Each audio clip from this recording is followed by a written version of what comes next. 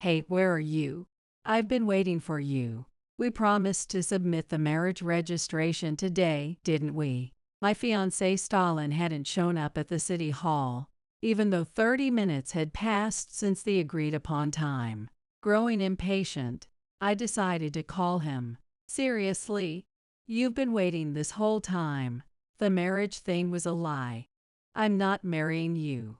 Wait, what? You're joking, right? We had decided to register our marriage today.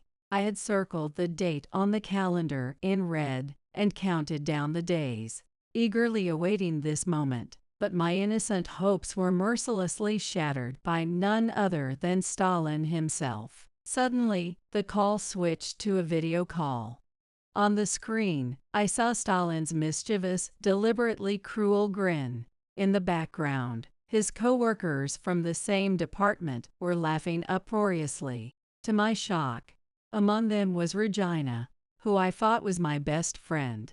Someone as plain as you should be happy you even got to dream about marriage. I'm marrying Regina. You're no longer needed. It was only now that I realized everything had been orchestrated from the start. Fine, I'll break up with you. Despite trembling with the bitterness of betrayal by two people I had trusted, I managed to force out those words. But in that moment, I secretly vowed to take revenge on everyone who had mocked me. My name is Jasmine. I've always been shy and reluctant to engage with others, spending much of my childhood alone. Plain, quiet, unremarkable. That's how people always described me negatively, without fail. Even as an adult, my life was a peaceful yet uneventful routine of commuting between home and work. I had little experience talking to men, let alone dating, so the idea of marriage seemed like a far-off dream. However, a turning point came one day. Regina, one of the few friends I had from school, introduced me to a man. His name was Stalin, and apparently, he was a co-worker of Regina's. Ever since he spotted you in town, he's been head over heels for you. Head over heels for me. I couldn't believe it. Compared to Regina, I was far more ordinary and not particularly fashionable. It had to be some kind of mistake. Reluctantly, I agreed to meet him at Regina's insistence. Though I was initially wary, Stalin made a decent first impression. Maybe it was because Regina told me he was just as shy in relationships and had struggled to confess his feelings on his own. Thanks to Regina's mediation, I began dating Stalin with marriage in mind. The lease on my current place is about to expire. If you'd like, why don't we move in together? Shortly after our relationship began, I moved in with him. Looking back, I realize how reckless it was to start living together so soon after dating. But I was so swept up in the excitement of having my first boyfriend that I agreed without hesitation. However, once we began living together, his peculiar and troubling behavior started to surface. Hey, why isn't the thing I asked you to do done? This morning, Stalin's angry voice echoed through the house at an ungodly hour. Apparently, he was furious that his dress shirt wasn't ironed properly. I'm sorry, I was busy with work yesterday. I meant to do it, but I postponed it and completely forgot. Can you wear something else today? I had been working late due to a particularly busy period at my job. Even though I rushed home to prepare dinner, I forgot to iron Stalin's clothes.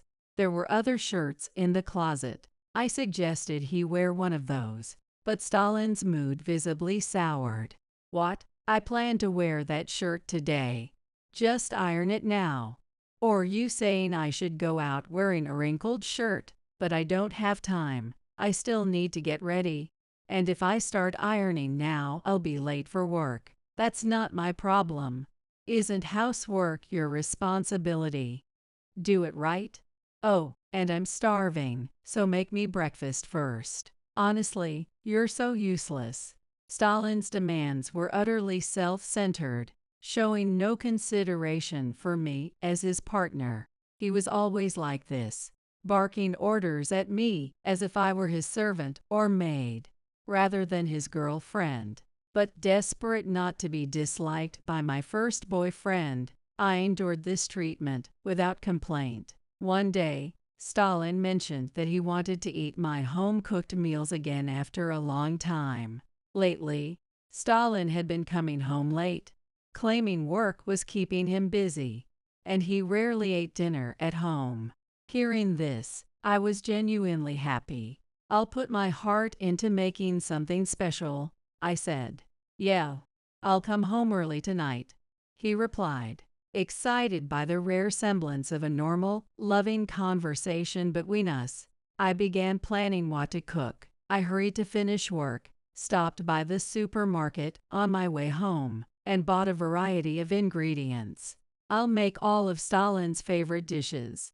He'll love it." Since moving in together, our hearts had grown increasingly distant. I hoped that tonight might mark the start of a return to how things used to be. As I cooked, I held on to that hope. Where could he be? He's awfully late. Did work run over time? After finishing the meal, I waited for him to return. He had promised to come home early, but by 9 p.m., he still wasn't back. The carefully prepared dinner on the table had long gone cold. Worried he might have been in an accident, I called his phone repeatedly, but he didn't pick up. As I sat in our room, debating whether to contact the police, Stalin finally called. "Hello, Stalin, where are you right now?" The answer that came back was unbelievable. "Huh, I'm out drinking with my coworkers." "Drinking? But you said you wanted to eat my cooking tonight and would come home early." "They invited me out at the last minute. What was I supposed to do?" He said this without the slightest hint of remorse. His attitude made it clear he didn't feel even slightly at fault. "I can eat your cooking any time. Of course, I'll prioritize a night out. A man's got obligations you wouldn't understand." Later, with that, he abruptly ended the call after saying everything he wanted. From then on, he started going out drinking without notice more and more often. He frequently asked for extra money, claiming it was for important social obligations. We had agreed when we moved in together to split the living expenses evenly, but Stalin began shirking even that responsibility. "I have to spend money on socializing. You could at least cover the living costs. Not that someone like you, with no friends or social life, would understand. You should be grateful I'm with you. No one else would put up with a woman like you." By this point, he no longer even tried to hide his condescending attitude toward me. Could I really marry someone like this? But then again, Stalin might be right. Who else would date someone as lonely and plain as me? That thought made me unable to argue back, no matter how unreasonable his behavior was. One day, my doubts about Stalin grew even stronger. Honestly, why does he leave his clothes lying around like this? How can someone be so messy? As Stalin took a bath after returning home, I picked up the clothes he had carelessly thrown on the floor. He had a habit of leaving his clothes wherever he happened to take them off. If I didn't pick up after him, the apartment would quickly turn into a disaster zone. I was used to cleaning up his messes by now. As I gathered his clothes to do laundry, I noticed something strange. "What's this smell?" It wasn't the scent of detergent or body odor. It was an unpleasantly strong fragrance. It smelled like women's perfume, and the scent was coming from the clothes Stalin had just taken off. "What's going on here?" As I examined his shirt closely, I found lipstick stains on the collar. Is he cheating?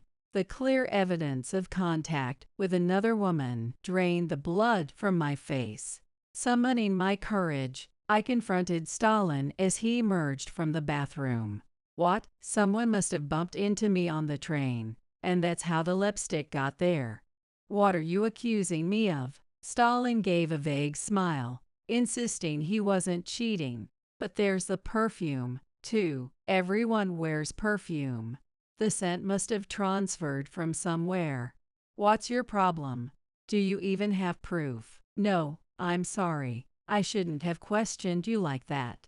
When I apologized, he got irritated, calling me terrible for doubting him. He stormed out of the apartment in anger, slamming the door behind him.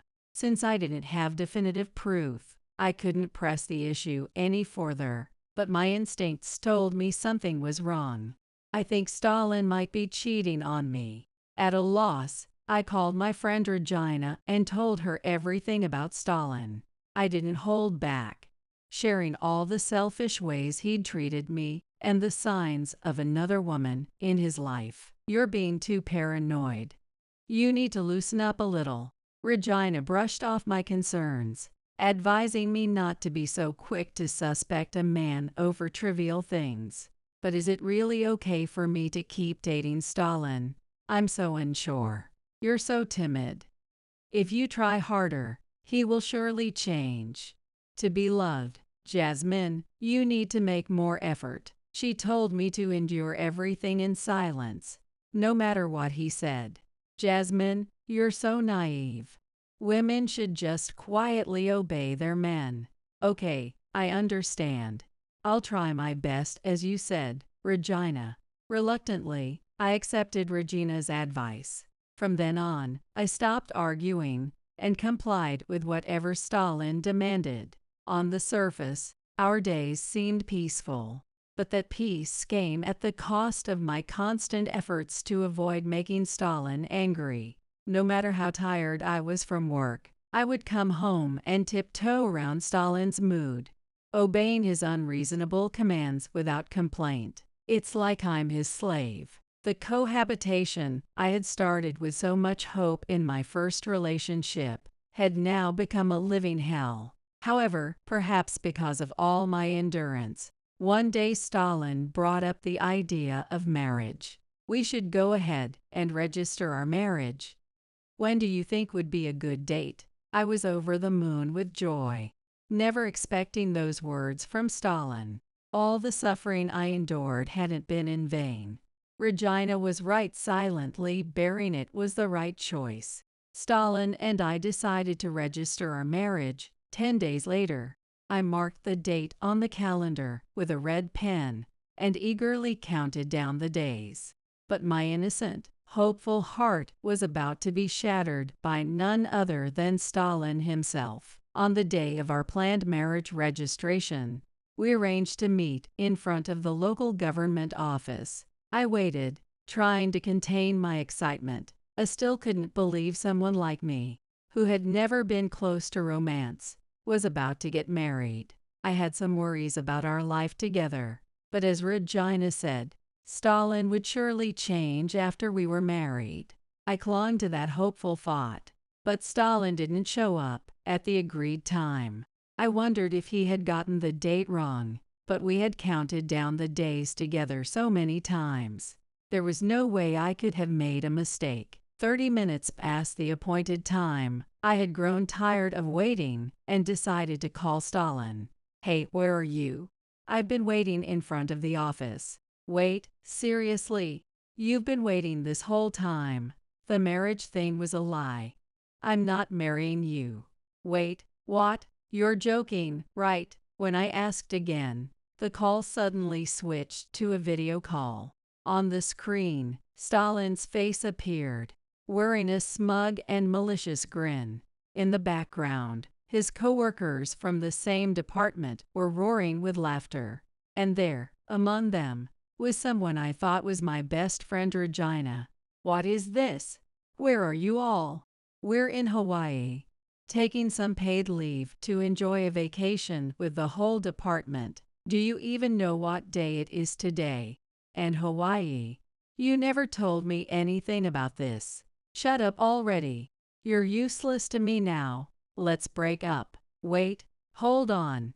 At least explain.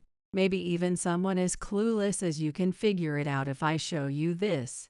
Look, what he showed me was a ring sparkling on Regina's left ring finger. Thanks to you, I was able to save a lot of money during our cohabitation. That let me buy Regina a nice ring. No premarital relations. I want to cherish Jasmine. You said, ha, you totally fell for it. You were just a housekeeper and a cash cow for us. According to Stalin and Regina, our relationship had been a lie from the beginning, a scheme to save money for their wedding. Sure, Stalin had said from the start that we should avoid premarital relations, and I had genuinely believed it was out of kindness and respect for me. But he never intended to have a serious relationship with me, let alone marry me. He selfishly used me as a convenient housekeeper, made me pay for living expenses, and quietly saved up money for his wedding with Regina. You should be grateful you even got to dream about marriage, being the dull woman you are. It was hard putting up with an ugly girl like you every day, even for money. Laughter erupted again from his coworkers in the background. How could she not notice? Talk about being ridiculously naive. Even without their cruel words, the realization that my so-called friend had betrayed me and that I had loved such a scumbag was unbearable.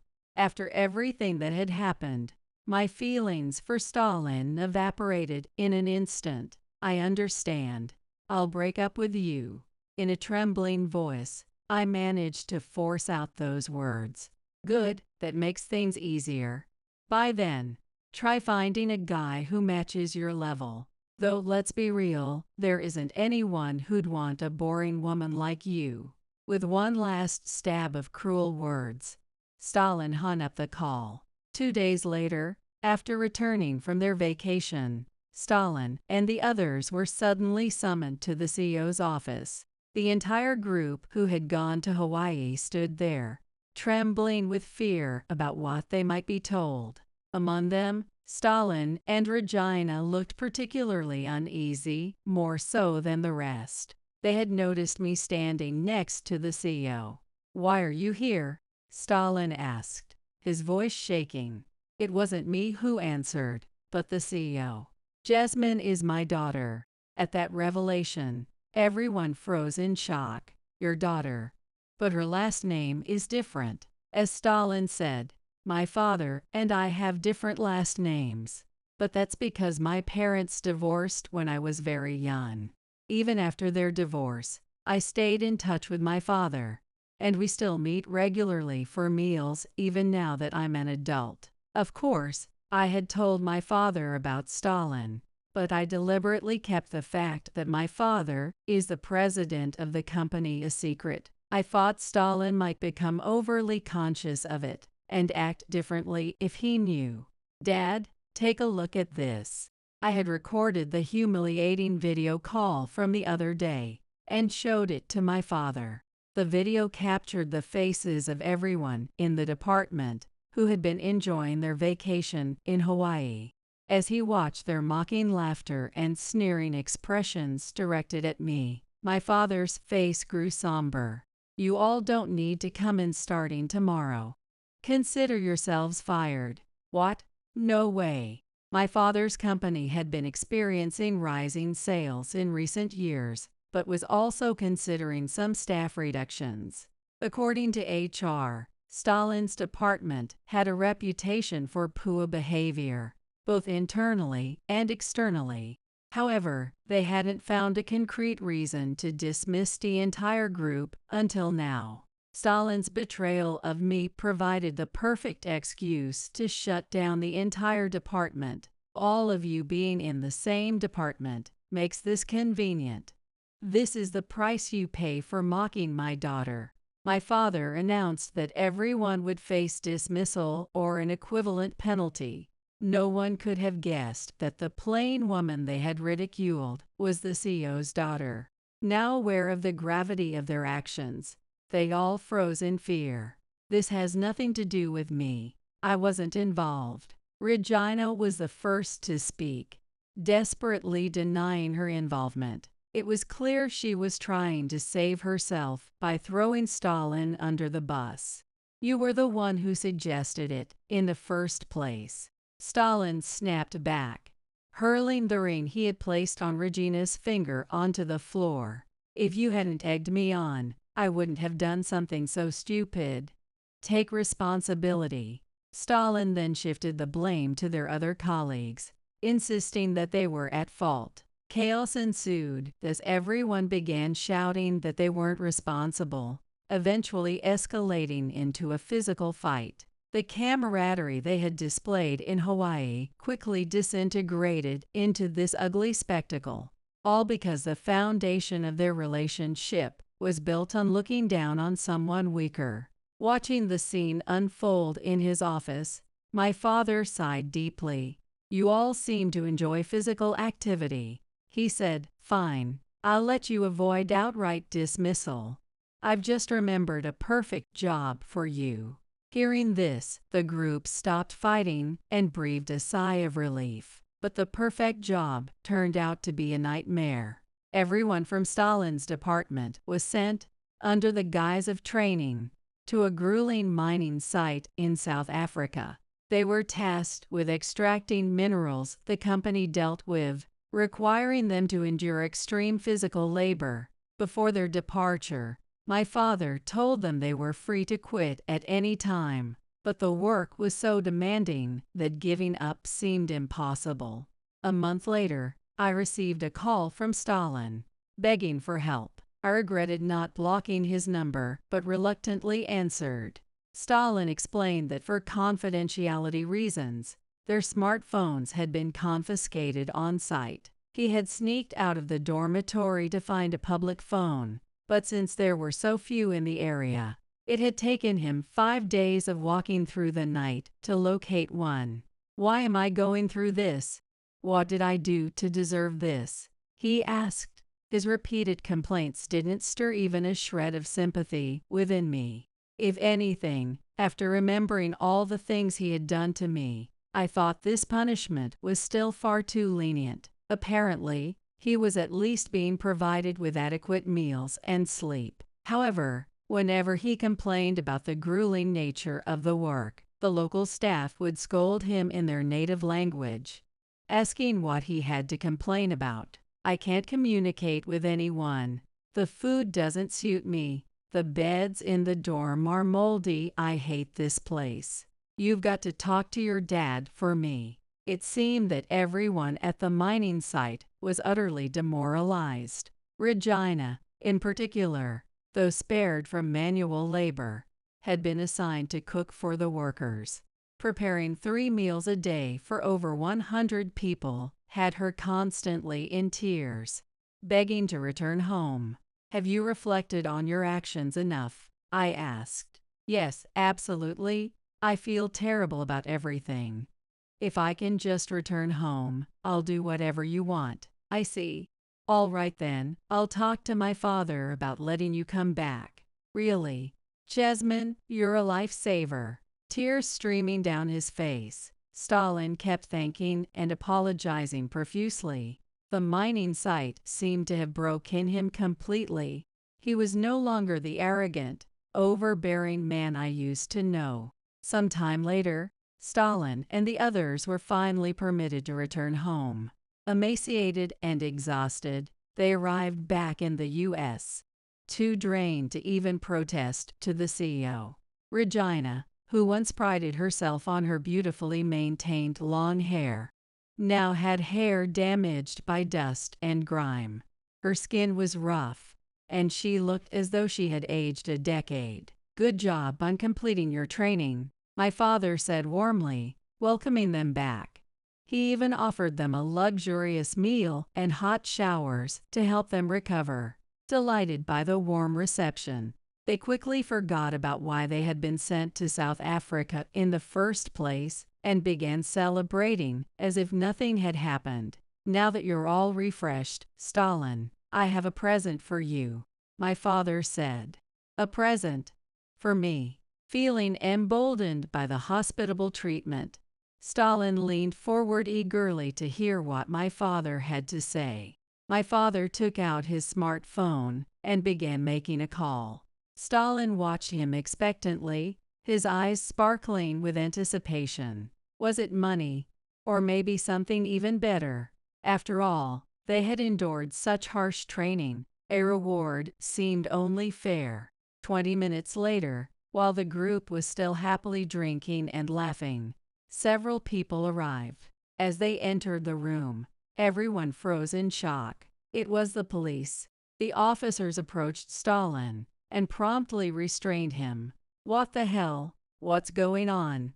What did I do? Stalin struggled against them, but with officers on either side holding him tightly, he couldn't move, let alone escape. Stalin, confused and unable to grasp the situation, watched as my father approached him and coldly spoke. By the way, I forgot to mention, I reported you to the police for marriage fraud. What? Why? I thought you forgave me. Normally, proving a case of marriage fraud is difficult, but Stalin himself had left an abundance of evidence video recordings showing his intention to deceive me from the very beginning. I don't know what you're talking about. I didn't do anything. This is a false arrest. Get me a lawyer. Desperately denying the allegations, Stalin found himself faced with an unexpected adversary. It's true, he planned to deceive Jasmine from the start. We just got caught up in it. Isn't that right? His colleagues, each eager to distance themselves, unanimously pinned the blame on Stalin. That's right. This man is the culprit, Regina added, throwing Stalin under the bus to save herself. You'll regret this. I won't forgive any of you, Stalin shouted, his face turning red with rage at their betrayal. But no amount of anger could save him now. Spewing curses, he was led away by the police. Ultimately, he was convicted of marriage fraud. Since it was his first offense, his sentence was relatively short, but he still served time in prison. As for Regina and the others, they were demoted to the company's infamous exile division, a dead-end department, and all eventually resigned voluntarily. After quitting, Regina reportedly attempted to find another job, but bad rumors about her had spread, and no reputable company would take her. She reluctantly took a job in nightlife to make ends meet. But the once beautiful Regina had lost her charm after the harsh life in South Africa. Unpopular and mocked as a washed-up old lady by the younger women at her workplace, she was barely making it. She often complained to others that her downfall was all my fault, but no one paid her any attention. After all, it was her own scheming alongside Stalin that had led her here. She would likely continue blaming me, living at the bottom of society, without ever changing her ways. As for me, I left a company I had been working for and became a secretary for my father. I buried myself in work, trying to forget the painful events of the past. My father occasionally asked me if there was anyone I was interested in, but I always told him I'd had enough of men. Still, through his introduction, I eventually met someone. He was an up-and-coming star at the Seattle branch, highly regarded within the company as a future leader. I can vouch for his character. He's a good man, my father assured me. Reluctantly, I agreed to go out for meals and spend time with him on weekends. As my father had said, he was an earnest man with a straightforward, genuine personality. Slowly, I found myself drawn to him, but soon, I began to be haunted by a trauma. Someone as plain as you will never be wanted by anyone. Those cruel words from Stalin echoed in my mind, surfacing again and again. Noticing my reluctance to pursue the relationship, he gently asked if I would share what was bothering me. Summoning my courage, I confessed that I had been deceived by a man in the past. He listened and showed understanding, saying it was only natural for me to be wary of men after such an experience. Then he told me he would wait as long as it took for my heart to heal. Why would someone like him be so kind to me? The self-esteem that Stalin had shattered so thoroughly made me doubt his kindness.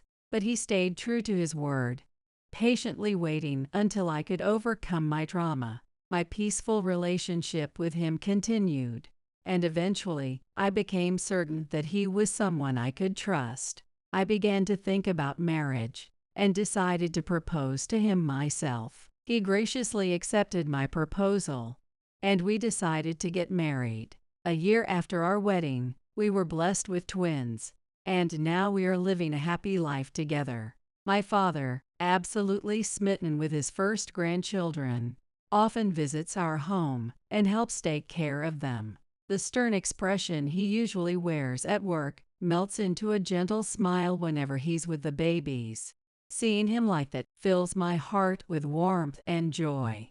Even after giving birth, I've continued working, balancing my job with household chores and raising the children alongside my husband. He always says, "We're both working, so let's support each other and make this work," and I'm endlessly grateful for his partnership. Not once did Stalin ever say anything like that during the time we lived together. Though the pain of being betrayed by Stalin and Regina still lingers, I know I can't dwell on it forever. I've resolved to turn over a new leaf and live a bright and joyful life with my new family. He's always in a bad mood, so just ignore him. Even when I consult Ian about Alan, he never takes it seriously. It's been 6 months since I remarried Ian, and Alan has started ignoring me and even stopped having meals with us. Alan, at least have some milk, please? Just leave me alone. His voice finally reached me, and it deeply pierced my heart. I don't know how to deal with him. However, one day when I was away overnight, Alan contacted me. "Come back home." As soon as I responded to his call and returned home, Alan forcibly dragged me into the attic. Alan's expression was so severe that it sent chills down my spine. I couldn't help but feel terrified of his forceful behavior. What on earth is going on? It's dark and scary. Where is Lily? Where is she? I couldn't get my voice out, and my breathing naturally became labored. "Shoo!" Alan's warning made me hold my breath. But the real fear was yet to come. I'm Kara, 43 years old. I'm a single mother with a 12-year-old daughter. I divorced my ex-husband about 10 years ago due to personality conflicts. I ended up being treated like a housekeeper by my in-laws.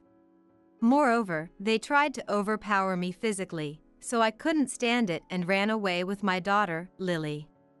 Lily was just 2 years old, and I had to protect her all by myself. Bearing that pressure, I have worked hard all these years. Of course, I worked, and I tried to make sure Lily didn't feel lonely. And Lily has grown into a very energetic girl. One day, when she was in 6th grade, she suddenly asked, "Hey Mom, do you have anyone you like?" Lately, she often talks about how handsome Kevin from her class is, and I found it quite adorable. I never thought I would be dragged into her girl talk. "Really? You don't have anyone you like?" "Mom, you're beautiful, so you must be popular." "Why not remarry?" "I want a kind dad and a handsome big brother." It must be the influence of Shoujo manga. But surprisingly, she was quite serious, and she kept encouraging me to date and remarry. As Lily became less dependent on me, I thought maybe it wouldn't be a bad idea.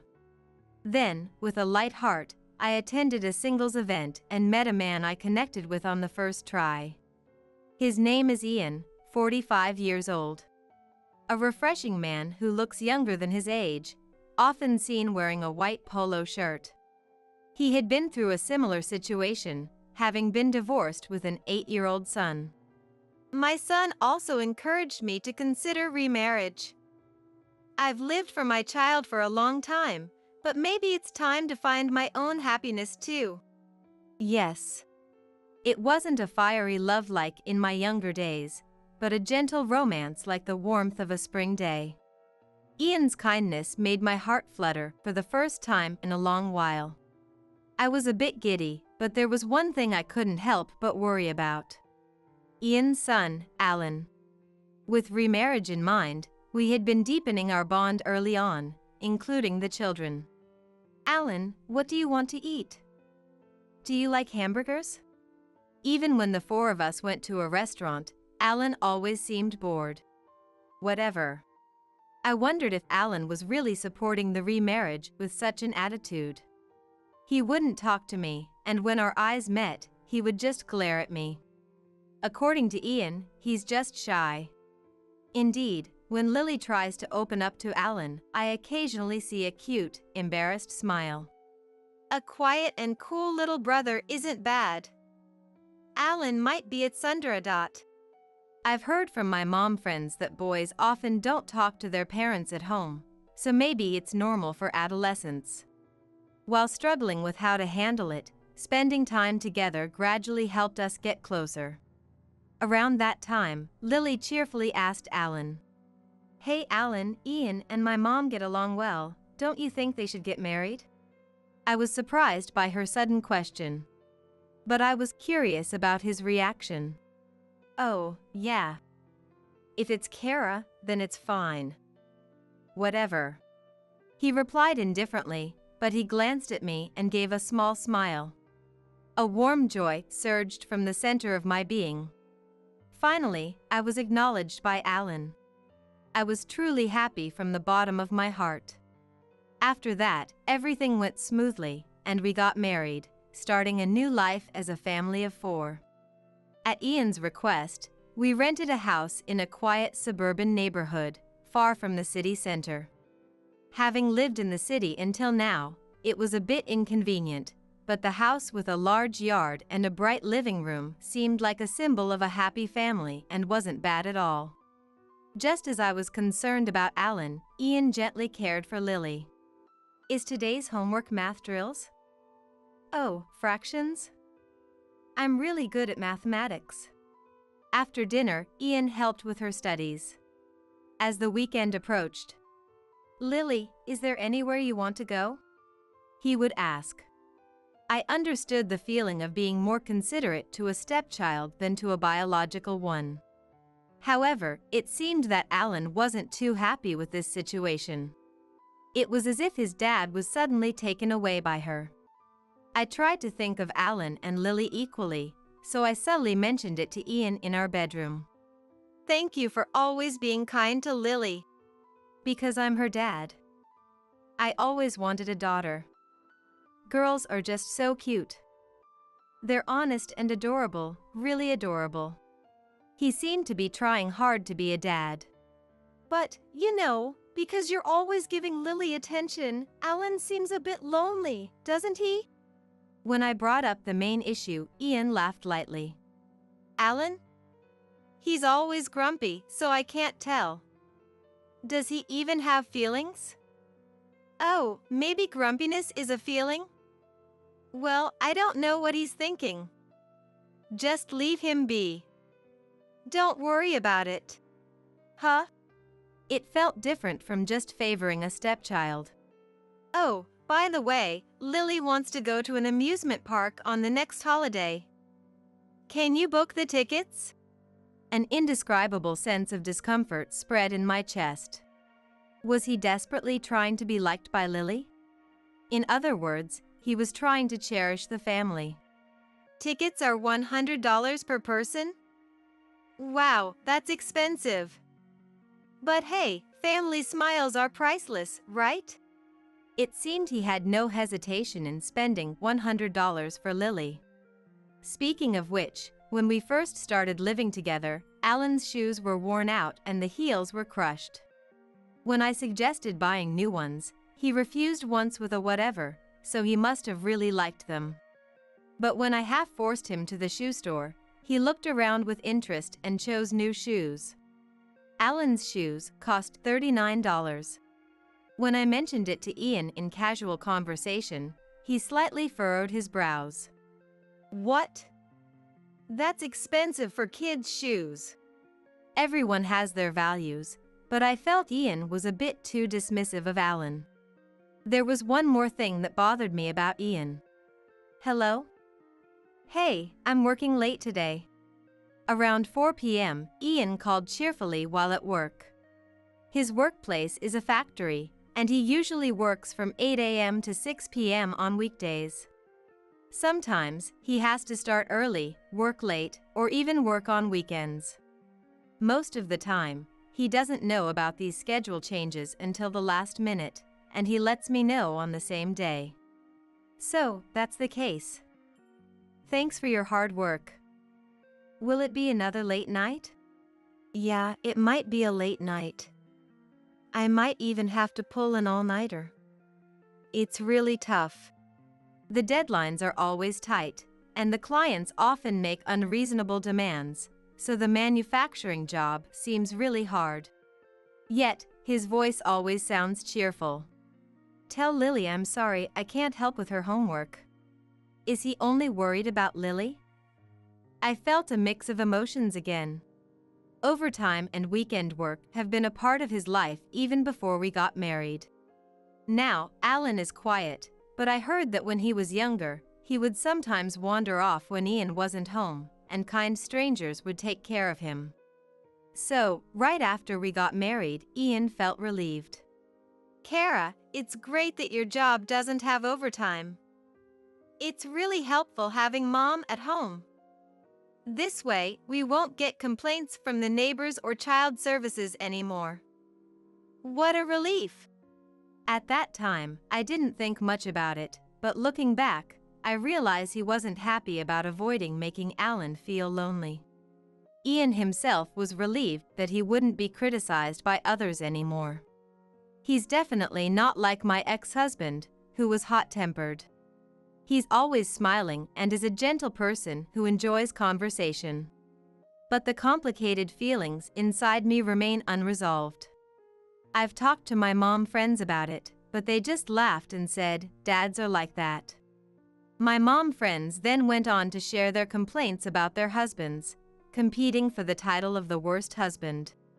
Listening to their stories, I thought Ian isn't that bad, but even after venting or hearing about other terrible husbands, my complex feelings didn't disappear. I'm home. Even on the days Ian tells me he'll be working late into the night, he often comes home on time. Huh? Did the overtime get canceled?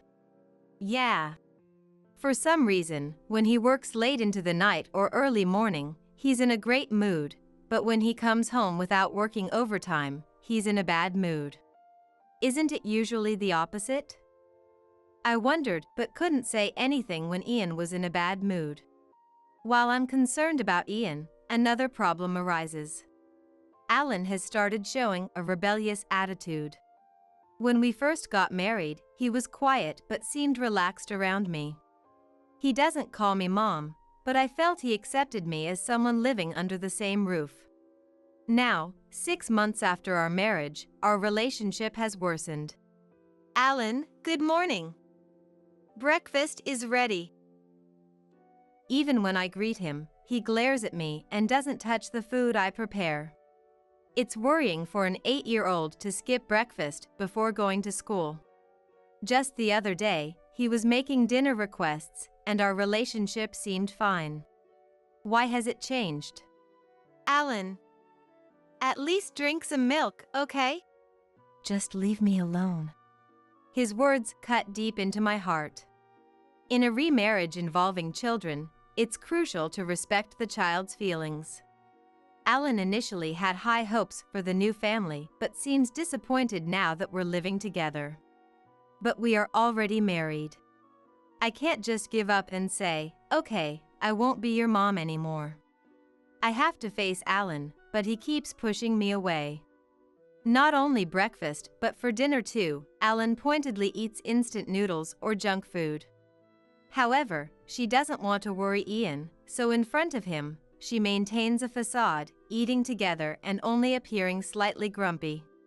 When she consults Ian, he's always grumpy. Just ignore him. It's the same response she's heard before. Then one day, she received news that a local friend had passed away. The burdens of reality and the friend's death weighed heavily on her mind. She couldn't take it anymore. She couldn't handle it all alone. Ian was the one who stood by her, noticing her pale face. "Are you okay? Sudden goodbyes are hard. Leave Lily to me and take your time to say goodbye properly. Your mom at home would be happy to see you. Stay not just for one night, but 2 or 3. Yeah, thanks." At times like this, she felt grateful to be married. Relying on Ian's kindness, she decided to attend the funeral and then stay at her childhood home nearby. Although it was close enough for a day trip, she thought a full day away from Alan might be beneficial, given their recent tensions. However, that night, when she was away from home, Alan called her. "Come back." Could it be that he missed her? For a moment, she thought so, but his voice was cold and low. She thought she heard Lily's voice faintly in the background. "What's wrong? Is Lily with you?" Ignoring her question, Alan gave a brief instruction. "Come back. Don't tell Dad anything." Despite being only 8 years old, he somehow seemed frightening. Before she could say anything, Alan abruptly ended the call. Alan and Lily didn't have their own phones, so they must have called from a public phone, making it impossible for her to call back. It was past 7 p.m. The thought of them walking alone to a public phone at this hour was terrifying. There was only one option: to go home immediately. She kept clutching her mobile phone, debating whether to contact Ian as the bus swayed. But Alan's cold yet somewhat desperate voice telling her not to tell Dad stopped her. She felt the urgency to get home quickly. Her hands were sweaty as she held her mobile phone. She arrived home just past midnight. There were no lights on in the house. Thinking they must have gone to bed, she quietly opened the front door, but suddenly a flashlight beam pierced the darkness. "You're late." The light revealed Alan's figure. "Sorry, so what is it? What happened?" "Just hurry." "What? What?" Alan grabbed her arm tightly and led her to the living room, without explaining anything. Then, she saw car lights outside the window. It looked like Ian's car was parked in the driveway. "This way." He forcefully pulled her, making her climb the small, steep stairs beside the living room. At the top was a loft they used for storage. "Wait a minute." She tried to pull her arm away, but Alan's stern expression sent a chill down her spine. The flashlight was turned off. She couldn't see anything. They were engulfed by darkness and silence. She couldn't help but feel scared of Alan's aggressive behavior. "What's going on?" "It's dark, scary. Where's Lily?" "Where is Lily?" My voice wouldn't come out properly, and my breathing naturally became erratic. "Shoo!" At Alan's warning, I even stopped breathing. The light in the living room came on. Even so, the light didn't reach the loft. Gradually, my eyes adjusted, and I could faintly see Alan's serious profile emerging from the darkness. "This is the living room. Pretty nice, right? This sofa, it's an electric sofa, it's really nice." It was Ian's voice. Even though it was the middle of the night, he had apparently brought a guest. There's juice in the fridge. Make yourself at home. Feel free to relax." What is this creepy way of speaking? His voice was trembling with joy, and a nasty laugh escaped. I glanced at Alan, who motioned with his chin, allowing me to look at what was happening below. Leaning forward quietly to avoid making any noise, I peeked into the living room below. "What?" I almost screamed and quickly covered my mouth. There was Ian and a girl. She had put on makeup to look mature, but her face still had an innocent look. I had never seen her before. A relative's child, maybe? So, how far is okay? I mean, you're staying over, so that's what this is, right? The girl's face twisted in disgust. But she quickly composed herself and showed resignation with a well, okay. Ian's eyes widened, and he began breathing heavily. Like a beast that had lost its reason in front of a defenseless small animal. Even without direct words, it was clear what Ian intended to do to the girl. What the girl had resigned herself to. All the blood rushed to my head, and I was hit with severe dizziness and a headache. Bringing a girl into a house that symbolizes the happiness of a family was unforgivable. More than anything, I couldn't stand the idea of this young girl, who still looked so childlike, becoming a victim of a filthy adult. Thinking that it was not something young Alan should see, I instinctively pushed him back. But then I realized that he had called me because he understood the situation. I gave Alan a big nod. Alan looked straight at me and nodded back. So, I already took you to eat at a family restaurant, so you're not hungry, right? Shall we get started? It's okay now, right? My family isn't home today, so don't hold back, okay? Spreading his hands beside his face to appear harmless, Ian inched closer to the girl. Don't be nervous. I'm nice, really. Finally, he put his hand around the girl's waist and pulled her close. Ian's cheeks flushed as he basked in the feeling of happiness. I have a child too, only a couple of years younger than you. I'm good with girls, see? Yes, a girl not much younger than Lily. Is she Ian's affair partner? No, that can't be true. Ian is trying to hurt her deeply. That's not okay.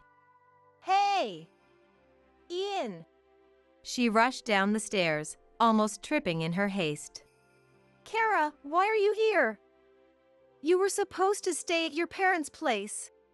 Ian, startled, clung to the girl. Get your filthy hands off her right now. She strode over to Ian with large steps and twisted his arm without hesitation. Ouch! What the? Let go! Let go! How long do you think you can keep touching her? I was surprised at how much force I suddenly had. Ian's sweaty hand was trembling, and his face twisted with pain. What were you trying to do to the girl? No, nothing. Don't lie. I've been watching you the whole time. I saw you brat looking at her with those lecherous eyes. No, it's not like that. If Ian was a beast, then I was the devil. I couldn't believe such filthy words were flowing from my mouth so easily. This was the first time I'd ever raised my voice and called someone brat. It felt like devil horns were about to burst from my head, with the heat and pain swirling inside my mind. I twisted Ian's arm with all my strength, forcing him to the floor. He curled up, protecting his head. I'm sorry, Kara, I'm sorry. I felt an urge to kick his pathetic back. No, it's not what you think. It was a moment of weakness. It wasn't cheating. I didn't betray you, Kara. It was just a mistake. I just met her. It's not cheating. Kara, you're the only one. It's not cheating. I'm sorry.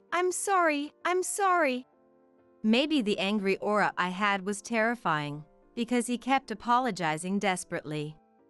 I took a slow, deep breath. So, it was just a moment of weakness? I looked down at Ian's round back and lowered my voice. Hearing my calm voice, the intense anger had subsided, and Ian cautiously raised his face. Kara! I know, it must have been shocking out of nowhere. I'm really sorry. I gave in to temptation. He was smart to keep apologizing, knowing he couldn't escape from the situation with me, his wife, having caught him red-handed. Admitting his fault honestly might help reduce my anger to a minimum. But that tactic only worked if it was a normal kind of cheating. So, you brought a girl home because I wasn't here, and it was just a mistake? Yes. I'm sorry, it won't happen again. Even though Ian showed deep remorse, I didn't smile at him yet. It won't happen a second time. Yes. But I won't forgive even the first time. But, I'm apologizing. With my anger still not subsiding, Ian frowned slightly and bit his lip, realizing nothing he did would be enough. If sorry was enough, we wouldn't need the police. Ian mumbled so softly I almost couldn't hear it. Damn, you're being dramatic. That one phrase lit the fuse of my anger once more. What did you say? Ian, crouching and apologizing repeatedly, finally showed his true colors when forgiveness was not forthcoming. That's why I'm apologizing. What else do you want me to do? Can't I be forgiven for even one mistake? This isn't a children's quarrel where a simple sorry and it's okay would suffice. It's incomprehensible why the offender thinks a mere apology at the moment would suffice, such selfish thinking. Just then, Alan, who had somehow been standing behind me, spoke up. If it's just this once and it was only an attempt, maybe we can forgive him. Alan! It seemed Ian had only now noticed Alan's presence. Feeling awkward for being seen in this disgraceful state by his own son, he reluctantly accepted Alan's unexpected support. Oh, Alan, you think so too, right? Mom is overreacting. Family is different from friends or lovers. Even if you make a big mistake, they're the ones who will comfort you and say it's okay. Alan, isn't family great? New mom, Kara, is someone with that kind heart. If I had heard this grand speech at another time, I might have liked Ian even more. He could eloquently say wonderful things, which is the Ian I loved. But now, knowing he's just a womanizer. No matter how many lovely speeches he gives, it feels chilling. Family, huh? That's quite convenient. Even within family, there are lines you shouldn't cross. Huh? Ian's face showed panic as Alan, who was supposed to be on his side, started saying something unsettling. No, it's not just about family, there are lines you shouldn't cross as a person. Ian was bewildered, but I understood what Alan was getting at. The girl Ian had brought home was sitting on the sofa, completely indifferent to the family's turmoil. I spoke to her. How old are you? 15. Her voice was thin. Though she looked bored, she was likely extremely anxious, having been brought into a stranger's home and unexpectedly witnessing a huge argument, regardless of her agreement. Don't worry. Even though she used mature makeup as a shield, she was still just a child. I gently rubbed her back as she averted her eyes. Then I turned to Ian. There won't be a second time. Even the first time is unforgivable. What Ian did is a one-strike and you're out situation. Ian gritted his teeth and glared resentfully at the girl who had revealed his secret. I didn't know. I thought she was around 20. Lacking the composure to act, he loudly and rudely spat out. She said on social media she had no money and no place to stay tonight, so I was just 100% trying to help her out of goodwill. I'm not the bad guy. She deceived me. Trapped me. I'm the victim here. Ian brazenly shifted the blame. But his victim act lasted only 10 seconds. Alan took a mobile phone out of his pocket and played a video. I fed you and gave you a place to stay, so it's only fair I get something in return, right? Ian's sleazy voice echoed from the phone. It seemed to be a covert recording at the entrance of the apartment where Ian and Alan used to live. The room's details were kept out of frame to protect the girl's privacy, but Ian's gleeful voice was clearly heard. Just before, pushed by Ian into the entrance, all the girls were still childlike. Even once is unforgivable. Though it wasn't just once. The phone Alan displayed had a cracked screen. It seemed he had used Ian's old and used phone. Before we got remarried, sometimes when I was kicked out, I'd leave my phone by the door. And that's how I got this video. Alan, who had been an ally, suddenly turned against Ian. As undeniable evidence was presented, Ian's face turned pale. No, it's not like that, Ian's lips just trembled, unable to come up with a convincing line to persuade me. Bringing a girl home today, was it just a momentary lapse in judgment? Did he offer a safe place to sleep out of pure goodwill to a girl with nowhere to go? Who would believe such an obvious lie? I pulled out my own phone and dialed 3 numbers. 911. It was an emergency call. 911, what is your emergency? I answered their question. It's an incident. What? Where? Who are you calling? Ian tried to snatch the phone from me, but he seemed weak, his body trembling like a fawn's. I dodged and explained the situation to 911. With just the minimal explanation, 911 understood and said the police were on their way. No way, 911? You didn't really call 911, did you? It's a bluff, right? I called. Ian clutched his head and screamed. Horrible. Why? You didn't have to make it such a big deal. He threw himself to the floor in a dramatic display, apologizing frantically. Sorry. I'll never do it again. I swear I love only Kara. I swear to God. I'm sorry, so sorry. He still didn't grasp the seriousness of the situation. No, he must have understood but was choosing to look away. The one you should be apologizing to isn't me. I grabbed Ian's head as he groveled on the floor, forcing his face up and turning it towards the girl standing in shock. As an adult, what the hell do you think you're doing? If you need to apologize, it's to her, not me. But I didn't do anything. What? Even an attempt is a crime. Ian shrieked again, cowering under my intense anger. He banged his forehead against the floor. I'm sorry. He managed to bow his head toward the girl. All these sorries, they sound so insincere. Do you really think you're at fault? Do you understand the weight of your crime? Eek! Ian, thoroughly frightened, screamed every time I opened my mouth. I'm sorry. I'm so sorry. Please forgive me. My rage was beyond anything I'd ever felt in over 40 years of life. If sorry was enough, we wouldn't need the police. Then why make me apologize? I've said sorry over and over. What more do you want me to do? Ian couldn't hold back his frustration and yelled. But he quickly realized and gave me a sad smile. I love Kara. I won't stray anymore. The video Alan showed you, that was from the past, right? If you're going to blame me for cheating before a remarriage, that's a bit much. The word love from his mouth made me sick. Impossible. Kara. Cheating is a terrible betrayal, but not a crime. Whether to forgive or not is up to the person involved.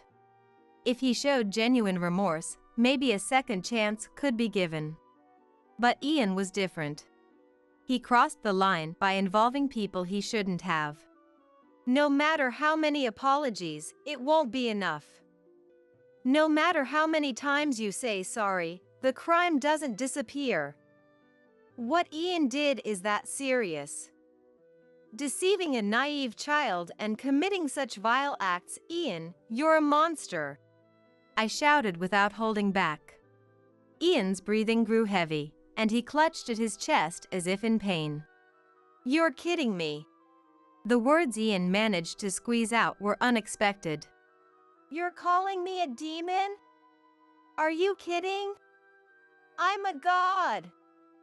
To these runaway girls with nowhere to go, I'm like a god. I'm their savior. Being called a demon seemed to have struck a nerve, and Ian began to boast about his actions. I'm helping these girls. I'm protecting them.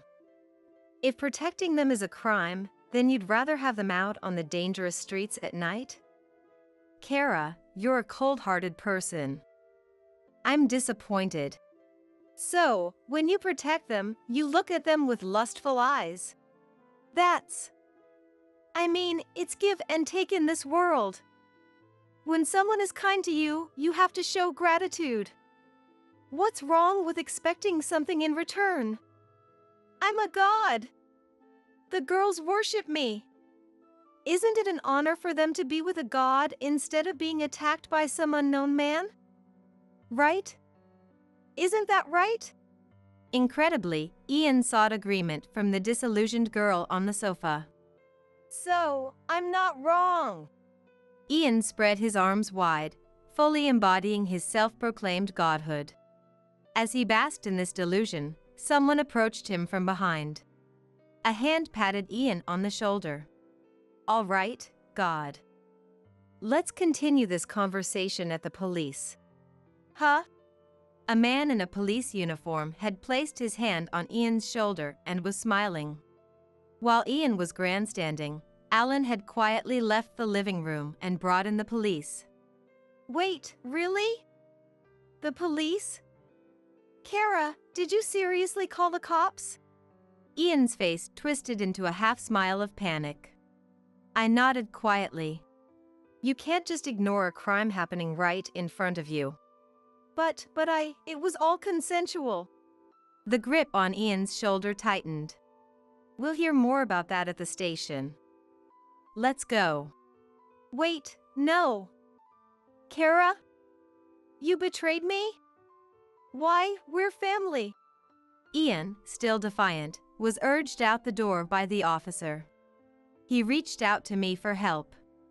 But I had no intention of taking his hand. Noticing my cold expression, Ian's eyes darted to Alan. Alan! Desperately, he called out to Alan. Wait a moment. Alan stopped the officer. Ian's tear-filled eyes showed a glimmer of hope. Take this cell phone with you. The officer looked puzzled, so I explained. It contains videos of his past misdeeds. Alan added. And this is the phone he used to have. It's full of creepy messages with the girls. The hope in Ian's eyes quickly faded, as his own son handed over evidence that would ruin him. Alan. You're abandoning me, your dad? Ian's voice, filled with anger and desperation, croaked out. Alan, who had remained stoic in the face of Ian's behavior, finally showed his disgust. You abandoned me first. You left me to play around with young girls. Ian could only clench his jaw, unable to retort. He seemed ready to silence Alan with force, but the officer's presence kept him in check. Soon, more officers arrived, and Ian was handcuffed by two of them. The girl on the sofa, who had been curled up in fear, was safely taken into protective custody. Ian glared resentfully at Alan and me as he was led away by the police. Ian was neither a god nor a dad. I gently put my arm around his shoulder. In my arms, Alan's tension finally eased. Ian had tried to claim to the police that it was protective custody, that it was consensual, but such excuses were never going to be accepted. He seemed to always be on the lookout for girls he could lure. Of course, all his overtime was a lie. It was common for him to break promises and not show up, which is why his sudden end to enjoyable overtime wasn't surprising. He became notorious nationwide as a despicable criminal who preyed on vulnerable children. They meant no harm. I just wanted to see my family. He reportedly said this to the police. Ian, thoroughly dejected, requested that I bring Lily to visit him, but the thought of exposing her to his gaze, even with a barrier between them, was revolting. So I went to see Ian alone. "You came." "Oh. Where's Lily?" I didn't respond to his question. I came for the visit, but not to engage in pointless conversation. "I brought you something." "Oh, thank you." Don't get the wrong idea. It's the divorce papers. "Oh." The smile vanished from Ian's lips.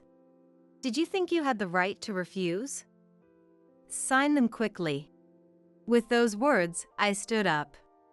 Seeing him slumped behind the acrylic barrier, I knew that even if he got out in a few years, there would be no family waiting for him. Perhaps out of spite, Ian refused to sign, but after the divorce, I took Alan in.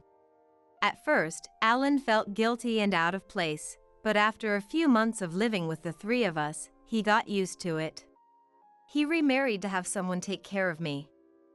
There was a lot of pressure from those around him. He needed someone to be a mom. He had been neglected for most of his life.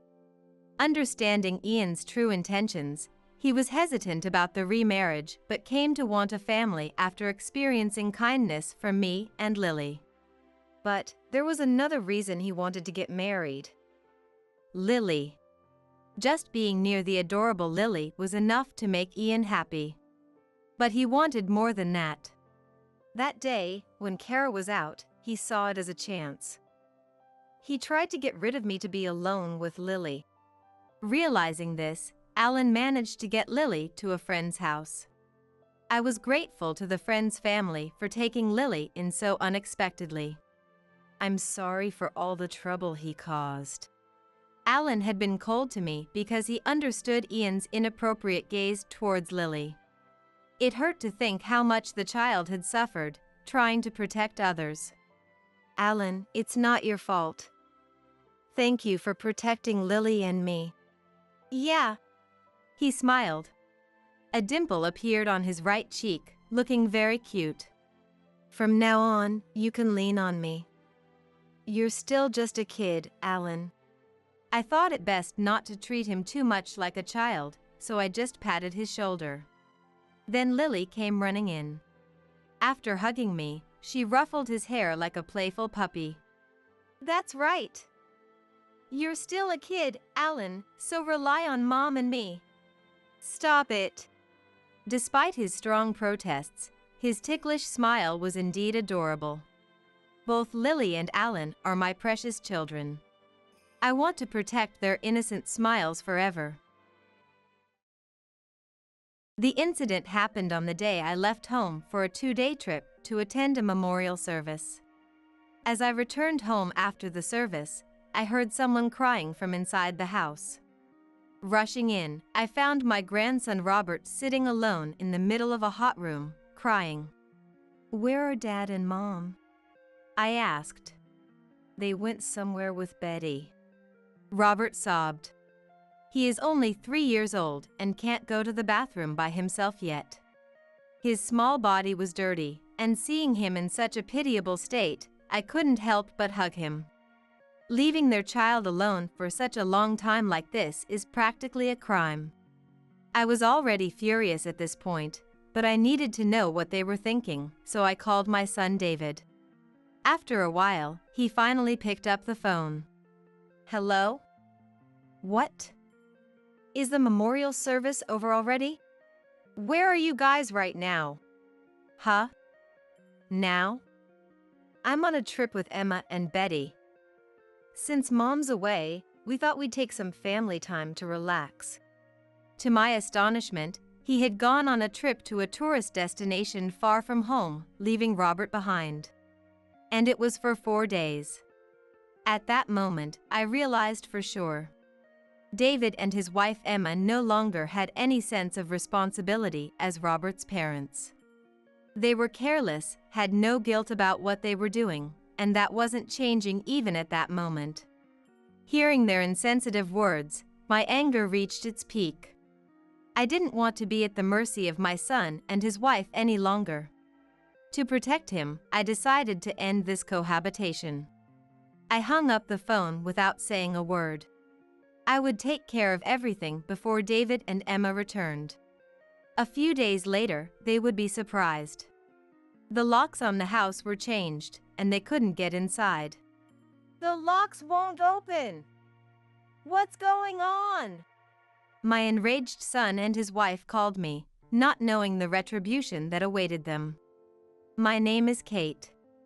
A few years ago, I lost my husband to illness and lived alone for a while, but now I live with my son David, his wife Emma, and my grandchildren Robert and Betty, the 5 of us together. Originally, my son and his family lived separately, but 6 months ago, David suddenly contacted me. "Mom, I'm worried about you living alone. How about moving in together?" And said. So, they quickly moved into my house, and here we are. Even when my husband was alive, and after he passed away, David rarely visited or contacted me, so I didn't understand why he suddenly wanted to move in with his wife and kids. But indeed, I did have concerns about being alone in case something happened, so I accepted his offer. David had actually been married to another woman in the past. We didn't have much opportunity to talk, but she was a beautiful and delicate-looking woman.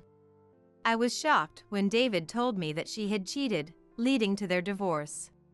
Robert, born from him and his ex-wife, ended up being raised by David. Raising a child as a single father isn't easy, and I worried whether David, who didn't seem particularly reliable, could properly care for Robert.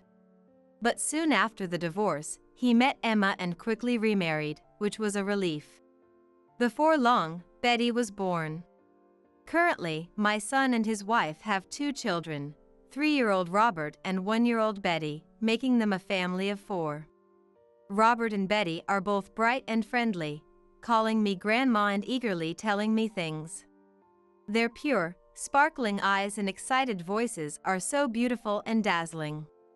The presence of my grandson and granddaughter healed my lonely heart after losing my husband. Both of them are truly adorable and incredibly precious to me. But right now, I have a significant problem that I cannot ignore. It's about the way David and Emma treat Robert. As I mentioned earlier, Robert is David's son from a previous marriage and has no blood relation to Emma. Perhaps because of that, Emma dotes on her own daughter Betty while clearly being cold toward Robert. When Betty cries, Emma rushes to comfort her, but she ignores Robert and won't even make eye contact with him. I understand that it's a difficult situation for Emma to be in as a stepmother, so initially, I thought time would heal things. However, no matter how much time passes, her attitude toward him does not improve at all. In fact, recently, even David, who is Robert's biological father, has started to only show affection for Betty, just like Emma. Now, I am the only one standing up for him, and although he doesn't say it, he looks visibly lonely. Sometimes, I catch him looking enviously at Betty, who gets all the attention from David and Emma. At 3 years old, he still needs his parents' love and attention, but they won't give him any. He hasn't done anything wrong, but he doesn't know how to react to such treatment. Yet, Robert never complains. Dad and Mom are busy taking care of Betty. That's what he says to me, never showing any sign of his sadness. It's frustrating not being able to do anything for him. Additionally, I have another issue with Emma. She doesn't work and is a stay-at-home mom, but she doesn't help with any household chores. She spends every day idly at home, doing nothing. Cooking, cleaning, laundry. I handle all the household chores while she just watches TV or plays with her smartphone. She even leaves all of Robert's care to me and doesn't bother to drop him off or pick him up from daycare. Even though she is supposed to be Robert's mother, she acts as if he doesn't exist. David indulges Emma and never says anything to her. As a result, her behavior has escalated, and she has become more arrogant, lounging around the house with an air of superiority. I didn't want to become a meddling mother-in-law, so I endured it, but it got to the point where I couldn't take it anymore, and my anger exploded. I tried to have a conversation with her. Whoever can handle the household chores should do them. It's only natural that I can't love Robert since we aren't related by blood. Kate, you should be happy you get to take care of your adorable grandson, right? She justified herself. In the end, the conversation was meaningless. Since that discussion, my relationship with Emma has deteriorated further, and her attitude toward Robert and me has worsened. She insults us and makes snide remarks at every opportunity, making life even harder for Robert and me. Once, when Robert was crying, she yelled at him, I wish someone like you had never been born. Even if they aren't blood related, it's something a mother should never say to a young child. I couldn't forgive Emma for this, nor David for doing nothing about it, but I endured it for Robert's sake. Until that day.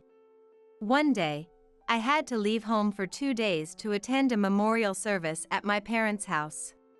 When I told David about it, "Okay," he said and went back to sleep.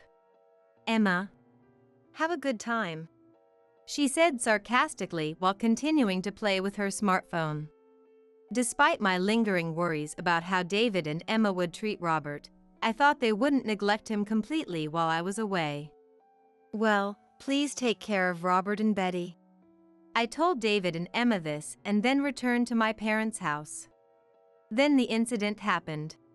When I got home after the memorial service, I heard someone crying from inside the house. I hurried in and found Robert sitting alone in the middle of a hot room, crying. Where is Dad and Mom?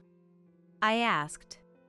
They went somewhere with Betty, Robert replied, sobbing. Looking at the table, I saw snacks and bread scattered around. It seemed that David and Emma had left them, and Robert had been trying to satisfy his hunger with them. For Robert, who couldn't prepare food on his own, this was the only food he could reach by himself. It must have been tough for him to spend the whole day with just this. Moreover, Robert is only 3 years old and cannot go to the bathroom by himself. His small body was dirty, and I couldn't help but hug him, feeling sorry for him. After bathing Robert and cleaning him up, I quickly prepared a warm meal for him. Seeing the food, Robert looked extremely happy and began to eat eagerly, looking relieved.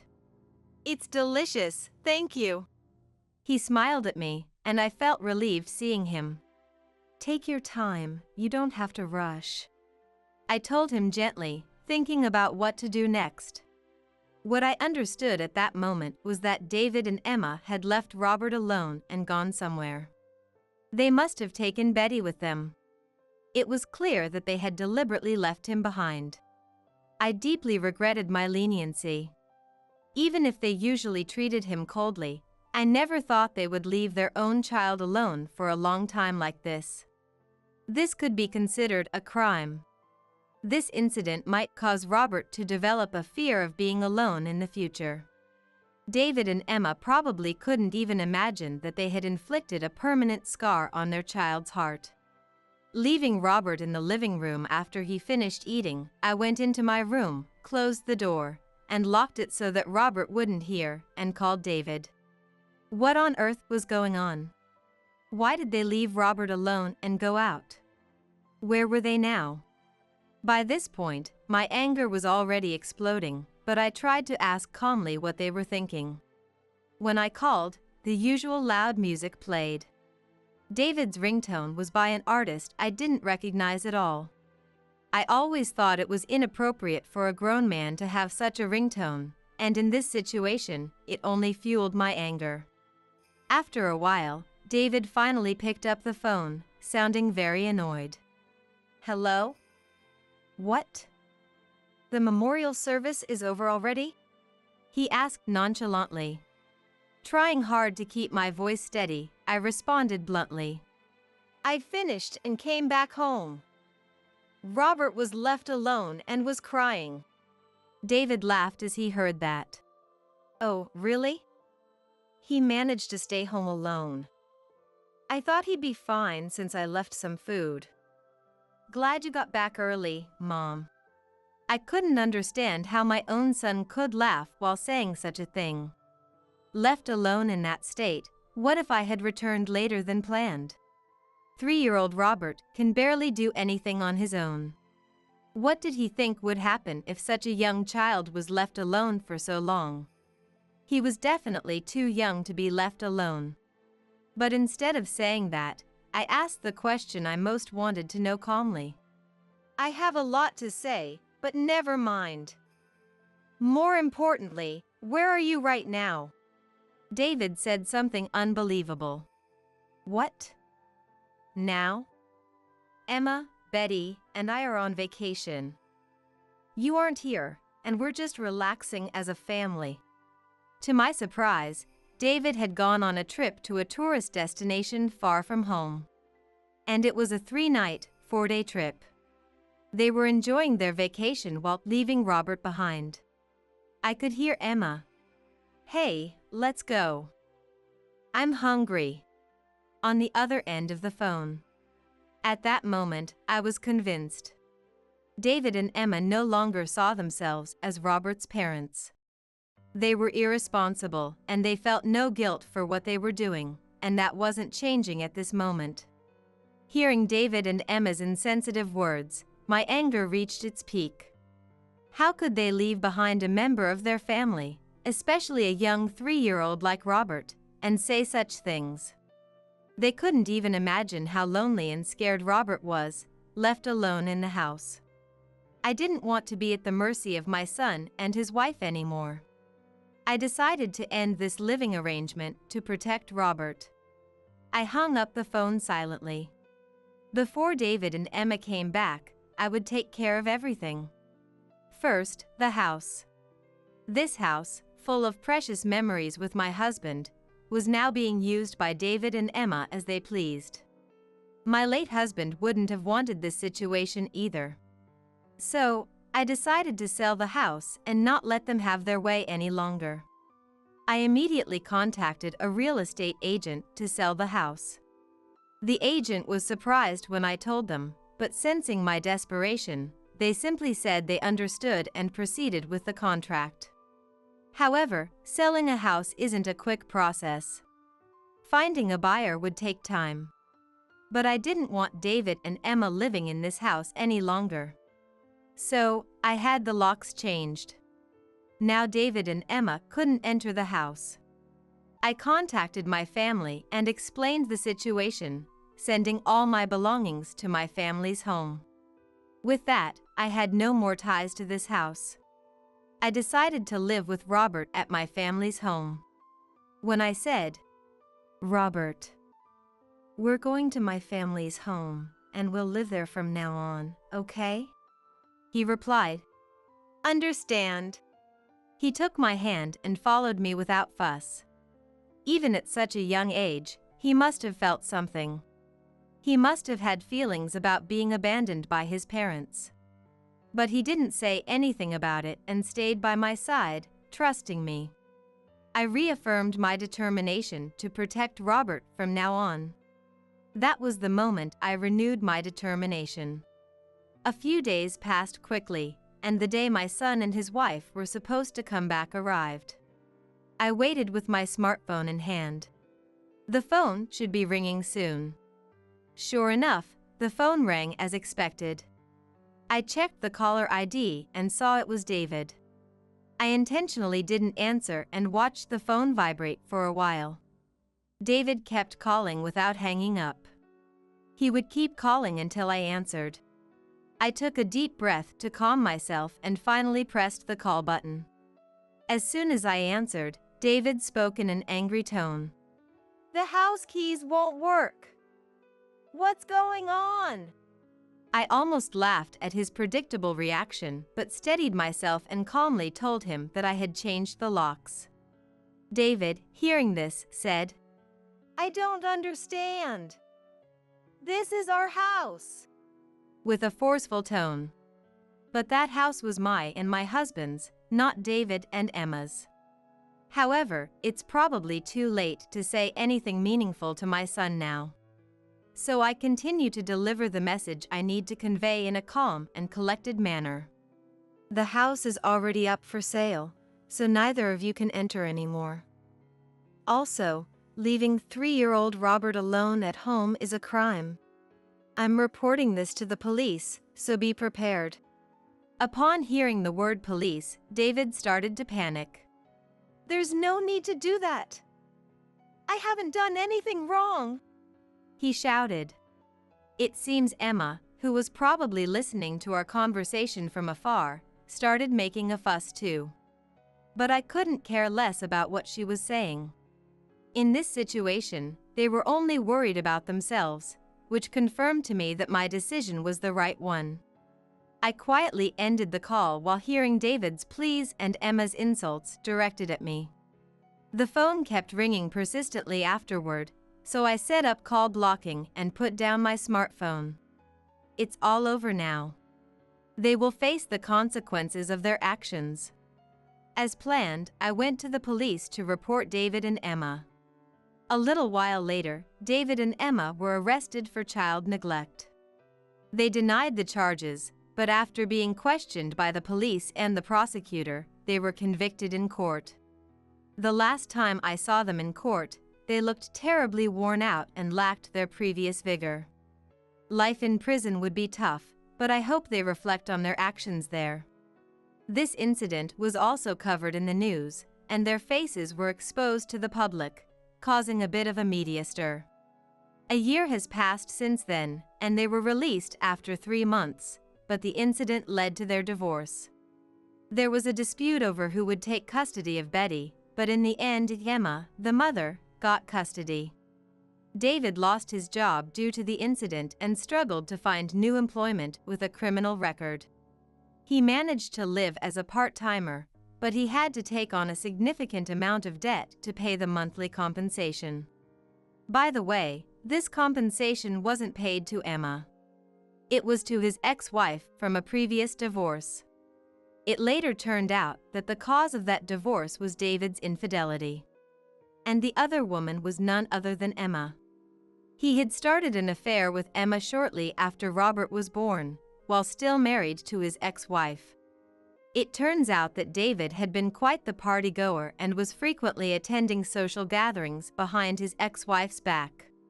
He continued his affair with her, but when she became pregnant, his ex-wife found out, leading to their divorce. Naturally, he was ordered to pay compensation, and his income alone couldn't cover it. That's when he came up with the idea to move in with me. This way, he wouldn't have to pay rent, and if needed, he could ask me for money. Emma also agreed quickly because she wouldn't have to do housework. So, their decision to move in with me wasn't out of concern for me, it was all for their benefit. They hadn't contacted me in a long time, and their sudden change in attitude had such ulterior motives. Upon discovering this truth, I felt less shocked about being deceived by my son and more angered by my own gullibility for being used for such a reason. I had always known David was irresponsible and careless, but I was so lonely after losing my husband that I accepted his proposal without question. Reflecting on my choices at that time, I sighed in exasperation at my own son, who turned out to be such an incorrigible person. He has caused his own troubles and now they are all coming back to him. It is his responsibility. He should atone for trampling on not just debts, but also many people's feelings and thoughts for the rest of his life. On the other hand, after taking in Betty, Emma lived with her parents but became depressed because she couldn't stand the cold stares from people due to the incident. I heard that she has been shutting herself in her room and living listlessly. I was worried about Betty, but Emma's parents are taking care of her, so she is fine for now. Her parents must be having a hard time, but I hope Betty grows up to be strong and kind, not like Emma. And Emma, like David, is now facing the consequences of her actions. She will have to live while atoning for her sins. As for Robert and me, we are now living a peaceful and happy life at my parents' house. Of course, Robert still needs a lot of care, and even though my parents are helping, there are many challenges. Robert, who is still small and doesn't understand much now, will eventually grow up and learn about his parents. When that day comes, he will surely feel pain and sadness. He may never forget being left alone at home that day. But even so, I will stay by Robert's side, watching him grow and overcoming many difficulties together. Having been tormented by my son and his wife, Robert and I now want to live enjoyable days that erase the dark past. Robert looks up to me like a mother and is growing up healthy. His honest and pure words and actions often teach me things, making me feel like I am growing as well. I never imagined that at my age I would be raising a child again, but I am truly grateful that it is Robert. I was tricked by David into living with my son and his wife, enduring unnecessary hardships. I regret that, but because of it, I was able to save Robert from those two and now spend time together, so it wasn't in vain. As long as he needs me, I will give him all my love like a mother. I can't replace his real mother, but I am confident that my love won't lose. I hope Robert grows up to be a broad-minded person who cares about others, not someone who only thinks about himself like David and Emma. One day, while I was thinking about such things, I was taking a walk with Robert in the neighborhood when an elderly couple walking their dog approached us. Seeing the dog, Robert smiled and, "It's a dog!" The elderly couple told him to pet the dog, and he happily petted its head and talked to it. Even without my worries, Robert will surely grow up to be a kind and respectable person. It was a scene that made me think so. Through that incident, the bond between him and me as a family has deepened. No matter what happens from now on, we will surely be okay. As I was thinking about this, Robert called me. For my still clingy and precious son, I will do my best today as well. You're a bad woman, dear. Isn't it the same for you, listening to such a bad woman? By the way, is everything okay with Jane? It's fine. I just can't see her as a woman anymore. For Michael and Linda, it was definitely not the first meeting with each other, but the moment we were alone, that is what it comes to. I felt something boiling up from the bottom of my stomach. Leaving them, the three of us headed to the botanical and zoological park. It was a perfect day for a drive. As we entered the main road, Lisa said, "Oh, right. What's up?" Mom, I made sure the doors were locked." At that moment, probably both Nick and I froze. What she was talking about was the entrance to the basement where the two should be. My name is Jane, a 35-year-old housewife. Currently living with my 2 years older husband, Michael, and our 8-year-old daughter, Lisa. I've thought about having another child. But there were 2 reasons why it ended up being just Lisa. One of the reasons was that I couldn't dream of having siblings myself. I have one sister, Linda. Our parents obviously favored her more, even to an outsider's eyes. I didn't like our parents for favoring just Linda, nor did I like myself for resenting her. That's why I was scared to give Lisa a sister. Linda has been pretty since she was little, even from a younger sister's point of view. Bright-colored clothes suits her with a nice body. She has always been smiling and good at acting cute. On the other hand, I've looked so plain. No makeup or clothes suited me, which my mother was bored. "Oh boy, you never look pretty with any items." I hated her size for that. The main reason I went to a university in Urban and looked for a job was to get away from home, my parents, and Linda. Linda recently returned our family home again. I learned about it from a phone call from my mother. "What's up? It's rare for you to call." Well, you see, Linda's come back again. Again? Linda had been married twice before. The first time was right after graduating from university. Frankly, it was a shotgun wedding. A marriage of necessity, though these days they say blessed with a child. At the time, Linda's situation was really one of no choice. Her partner was 5 years older than her. They met at a group blind date, and Linda aggressively approached him. As a result, she got pregnant before getting a job and ended up marrying. Her first husband was a decent marriage partner, even in our parents' eyes. His parents were initially happy to have a beautiful wife for their son. However, Linda showed her true colors soon enough. Before 5 years were up, her spending habits kicked in, depleting the savings meant for their future home. When her first husband could no longer trust her, he brought up divorce. However, since their son Nick was still young, custody went to Linda. Nick's father was extremely frustrated. But she was with her next husband for quite a while, wasn't she? What happened? Well, you see, she cheated. My mother's voice was heavy.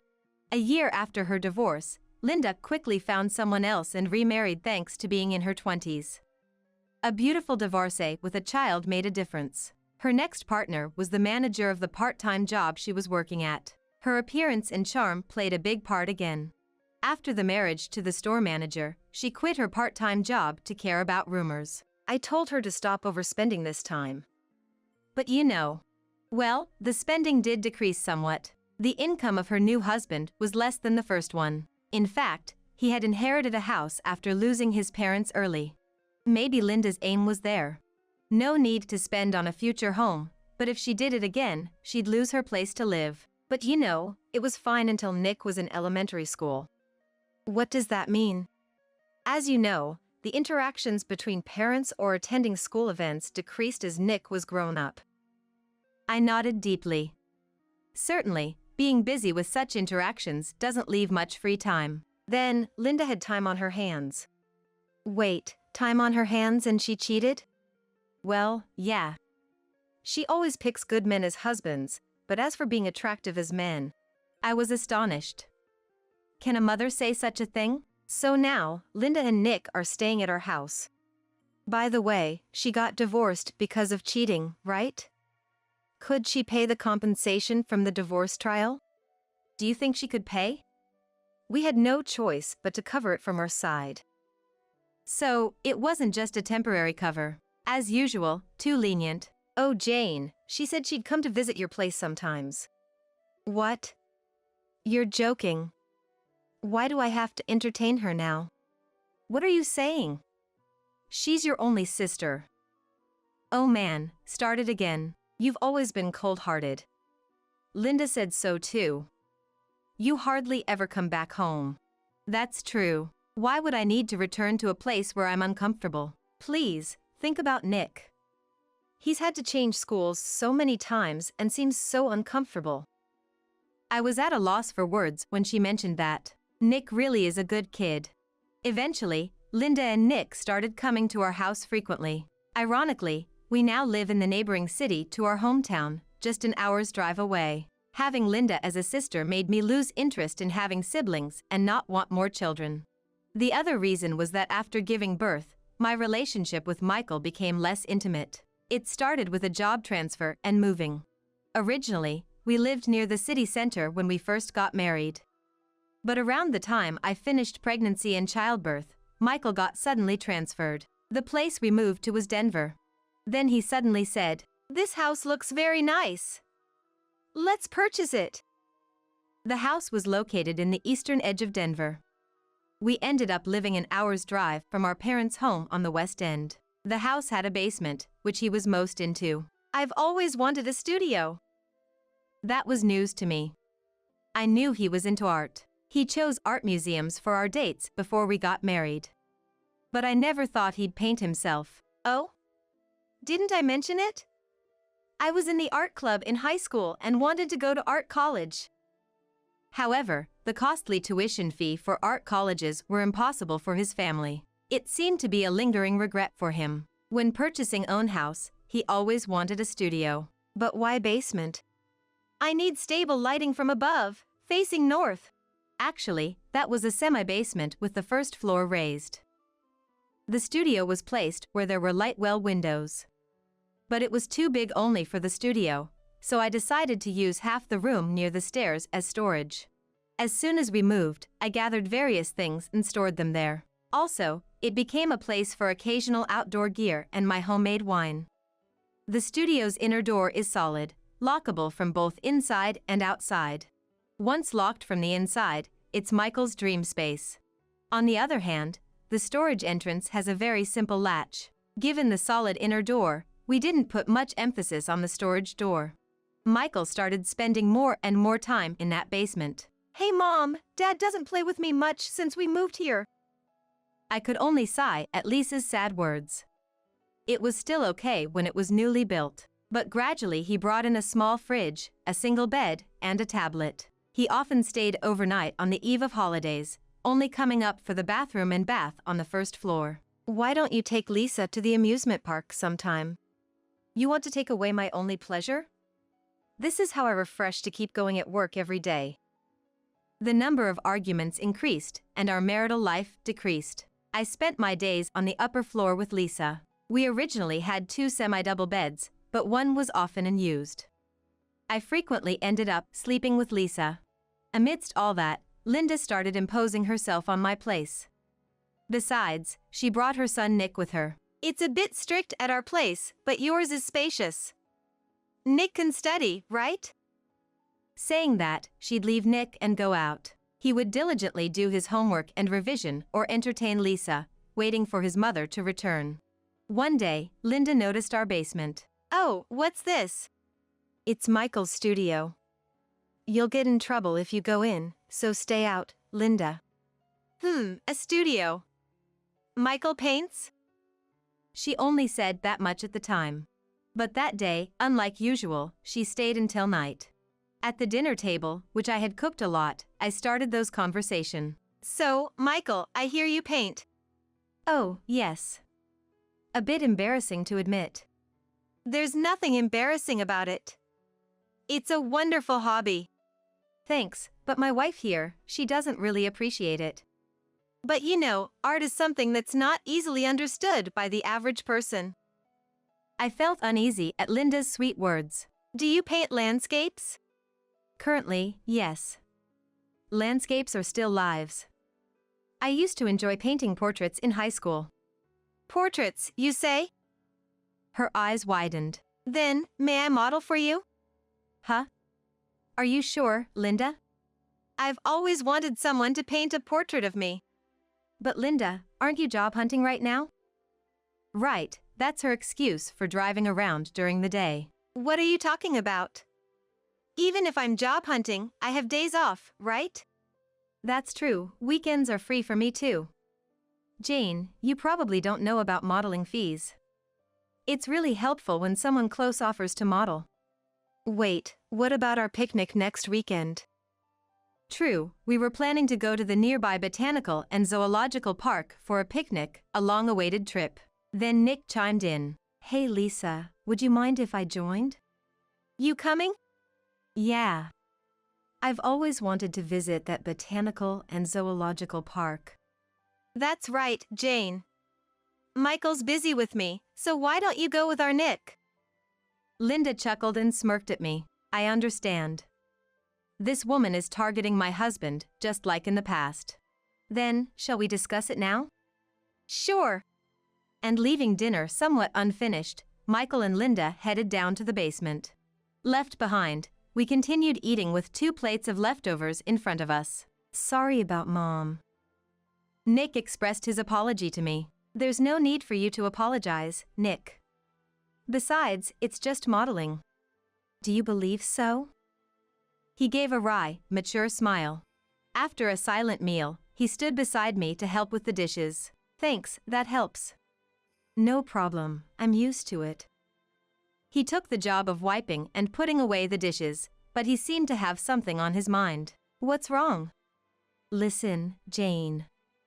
Actually. He looked at me with a kind of desperation. Do you have something you want to tell me? I lowered my voice.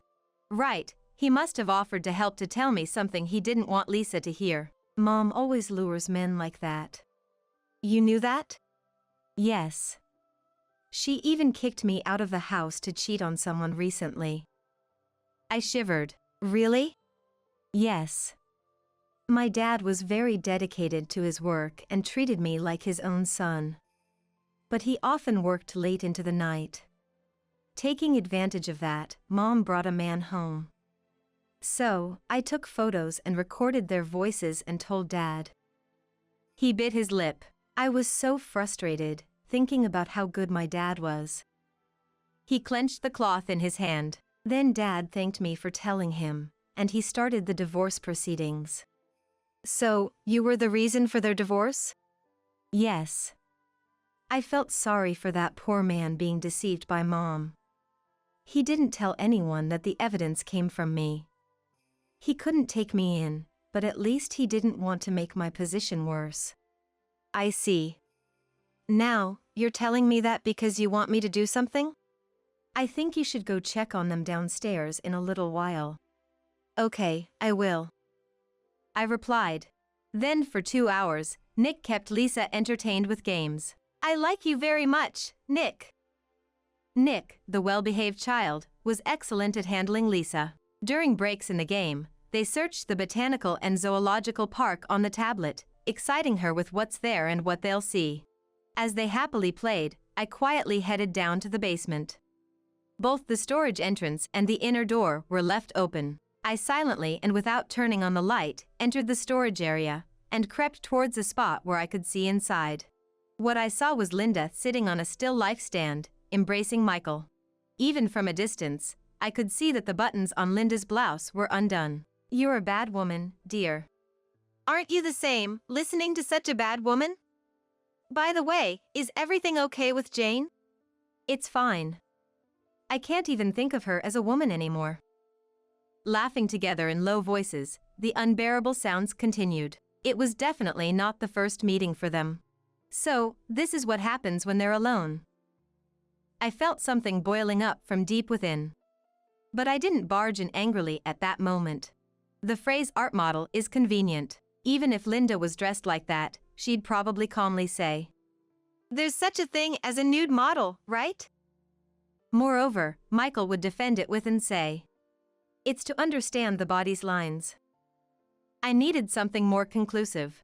Quietly, I went back outside and up the stairs. Seeing me return, Nick simply told me, See? Just like I said. What will you do, Jane? His tone was mature and unemotional. I've thought of something. Okay. I'll prepare myself too.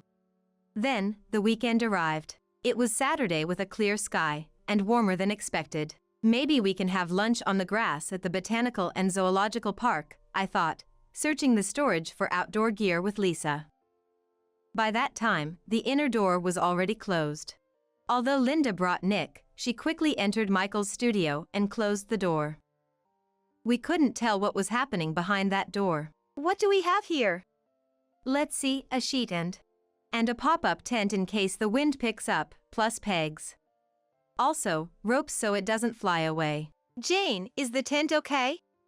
We'll ask at the entrance later. We continued chatting while carrying things out. Nick and I had our hands full, so we left the door open. Then, we got in the car and drove off. It was really a great day for a drive. As we entered the main road, suddenly Lisa said, Oh, right. What's up? Mom, I locked the door. Huh? Well, you guys both had your hands full. It's not good to leave the door open when we're leaving. At that moment, probably both Nick and I froze. Lisa knew about the studio but didn't understand what kind of place it was. Michael takes care of all the cleaning and has told me not to touch anything. So, during the day, I usually lock the inner door to prevent Lisa from moving anything. But today, Hey Lisa, why did you lock the storage door? Nick asked her. Well, earlier, the door of the usually well-closed inner room was swinging. Hey Mom, you always lock the inner room, right? But I don't know where the key for that is. So I thought locking it from the outside would be okay. Okay, I see. The inner door has a proper lock. But the outer one is just a latch. So even Lisa could lock it. I see. That makes sense. I visualized the situation and felt a smile spreading on my face. Then I said to them, Hey guys, let's go see Dad's parents after this, okay? Wow, really? Is that okay? That was the plan. Going to my in-laws' house was part of it. But I added, It's been a while, let's stay overnight. In the next evening, after having a delightful time and enjoying every meal at my in-laws' house, it's time to head back. No, not yet. Michael's father George and I was arguing about staying longer. Then, my smartphone rang. Hello. What? The police? What's up, Jane? Put it on speaker, will you? Following George's request, I switched to speaker and answered the call. Is this Jane's phone? Yes, this is Jane. There seemed to be noise in the background of the police officer, with ambulance sirens blaring. What happened? Well, we received a report from your neighbors about sounds of breaking glass and bad smell coming from your basement. What? I was surprised and got aloud. What's going on? Michael was staying today, right? Yeah, but why? I said to George, my in-laws are truly kind people. They rarely can't see their granddaughter Lisa, but they adore her. The only concern of them is that they shared their complaints about Michael, who suddenly had bought a faraway house, over the phone. Honestly, compared to my parents, they're much more reasonable people. They even warmly welcome Nick, who's technically just my nephew. I asked the police. So, what exactly happened? Yes, it seems Michael broke the window. Could you explain a bit more? I'll give you the details in sequence. Then we'll go play games over there. Okay.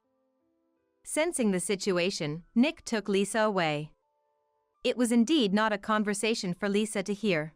Then the police officer began to explain to us. A neighbor was startled by the sound of breaking glass and peeked into our house. The neighbor hesitated at first, but knew with each other well, so entered the yard to find the source of the noise. She discovered it was the window of our usually unnoticed basement. In a panic, she peered through the broken window and smelled something awful. Then she saw a naked man and woman, wrapped in blankets and sheets, writhing in pain. Soon after, she hurriedly called the police. One of the naked people was identified as Michael. My in-laws' faces twisted as they listened. What on earth is he doing? Ignoring George's anger, I continued. We're hearing the ambulance siren there? Yes. When we approached, we were told they were trapped and injured, so we called an ambulance and a rescue team. What a big operation. My in-laws sighed more heavily. We removed a window pane due to security considerations, as the front door was locked, and sent in a team to rescue the two. Thank you. But what kind of injuries? Michael apparently fell from a stand trying to climb out of the window and hurt his back. My in-laws looked shocked, their mouths gaping. Then, I asked something else that needed to be confirmed. The other woman, is her name Linda by any chance? She's my sister. Okay, your sister, she is. The police officer hesitated. What's wrong? Yes, she identified herself as Linda. We've already contacted your family about this, but the source of the bad smell was her. Excuse me? It seems she had a stomach upset, maybe due to the cold or drinking too much beer. She was naked and had defecated. There's a lot of excrement scattered in your basement. I'm sorry. Apparently, they tried to clean themselves with the stored drinking water in the storage. It spread all over the floor and soaked into the clothes they had left behind, affecting both of them. My in-laws grimaced at the mention of the clothes. Where is my husband now? Which hospital? Let's see. The police gave the hospital name and address and hung up. I couldn't quite comprehend what was happening. I should say, I was aware we had locked them in. I thought there would be solid evidence of the affair, and we could thoroughly check the studio later. However, that was unexpected. Certainly, if locked in, they couldn't use the toilet. To think it led to such a big incident with the police, ambulance, and rescue team. Jane, are you all right? Realizing the call had ended, Nick rushed over and shook me. Then he suddenly apologized toward my in-laws. I'm so sorry for what my mom did. Right, I needed to play the responding to his questions. Nick, did you hear that? I heard Linda's name. Sorry, that's my mom. She was targeting Michael. What? So, she said she'd model. I deliberately raised my voice. Yes, and she tried to let us go out. That's terrible. I'm so sorry. No, you're not the one. Apologize for such things. George, could you guys please go to see Michael now? That's right. I have to listen to the situation exactly. What about you, Jane? I'm not sure what to do now. I'm too shaken and might cause an accident if I drive. Okay, all right. We'll go check on him. Thank you. After they left, Nick and I exchanged a firm handshake, completing our charade. 2 weeks later, my lawyer reported things were likely to go smoothly. Indeed, I had been staying at my in-laws and making my next move. First, I called the neighbor Nancy who discovered the situation, asking for detailed descriptions of when the two were rescued. Nancy is a gossip lover and skilled in quickly spreading what she sees and hears. I had always maintained a good relationship to avoid any bad rumors, but who knew it would come in handy like this? Oh dear, a police car and an ambulance in a residential area? The place was crowded with onlookers. And your husband, well, how should I say? I urged her to continue. And that other woman. She smelled so bad. What did she eat to produce such a stench? Upon revealing the woman was my sister. That's shocking. So, your sister seduced your husband. She sounded almost excited. So, I replied with a feigned and strong voice. It seems to be the case. While she expressed sympathy, her excitement was unmistakable. Thanks to her, I knew there were many witnesses to the affair. My words about the neighbors watching would spread quickly among them. Next, I sought a lawyer for the divorce and to get a restraining order against Linda. I couldn't stand the sight of Michael. I decided to settle everything through the lawyer. What about going home? Lisa asked. Thieves broke into our house. I explained. Well, they were thieves, in a way. Thieves took Dad away. She tilted her head, seemingly confused. She had lost expectations and familiarity with a father who'd stopped playing with her. Meanwhile, Michael's incessant calls were unrelenting. Ignoring them, I recorded his voicemails. Apparently, he broke his back in the fall and had to be hospitalized. According to my in-laws, both Linda and Michael smelled terrible. I'm utterly disappointed at Michael, lamented Michael's mother Mia, who fiercely lectured them in the hospital. George also disgusted and considered severing ties with him. Their scolding probably fueled the flood of messages from Michael. What's this? I'm hurt. Why aren't you showing up? Did you lock me in? A lawyer came, divorce? No way. What? Lisa locked the door. Hey. Why is there a video circulating online? Did you do something? Fine, I'll agree to the divorce, but isn't the expense too much? Please, I beg you. Can't you lower the compensation? Nobody wants to buy the house with the basement in this state. Please, just answer the phone once. His voice was tearful toward the end. I do get calls from Linda. But since it's just incomprehensible ranting, I turn the volume down as soon as I recognize her voice. I can't let Lisa hear such foul language. On the other hand, Nick managed to contact his biological father. Mom never gave me his cell number, but Grandma had told me the home phone number. She said to call it in case of an emergency. Emergency? Yeah. Grandma was really upset she couldn't get custody from Mom. She said there was something missing back then, and I ended up going with Mom. I see. But after what happened this time, I think she's definitely not fit to be a parent anymore.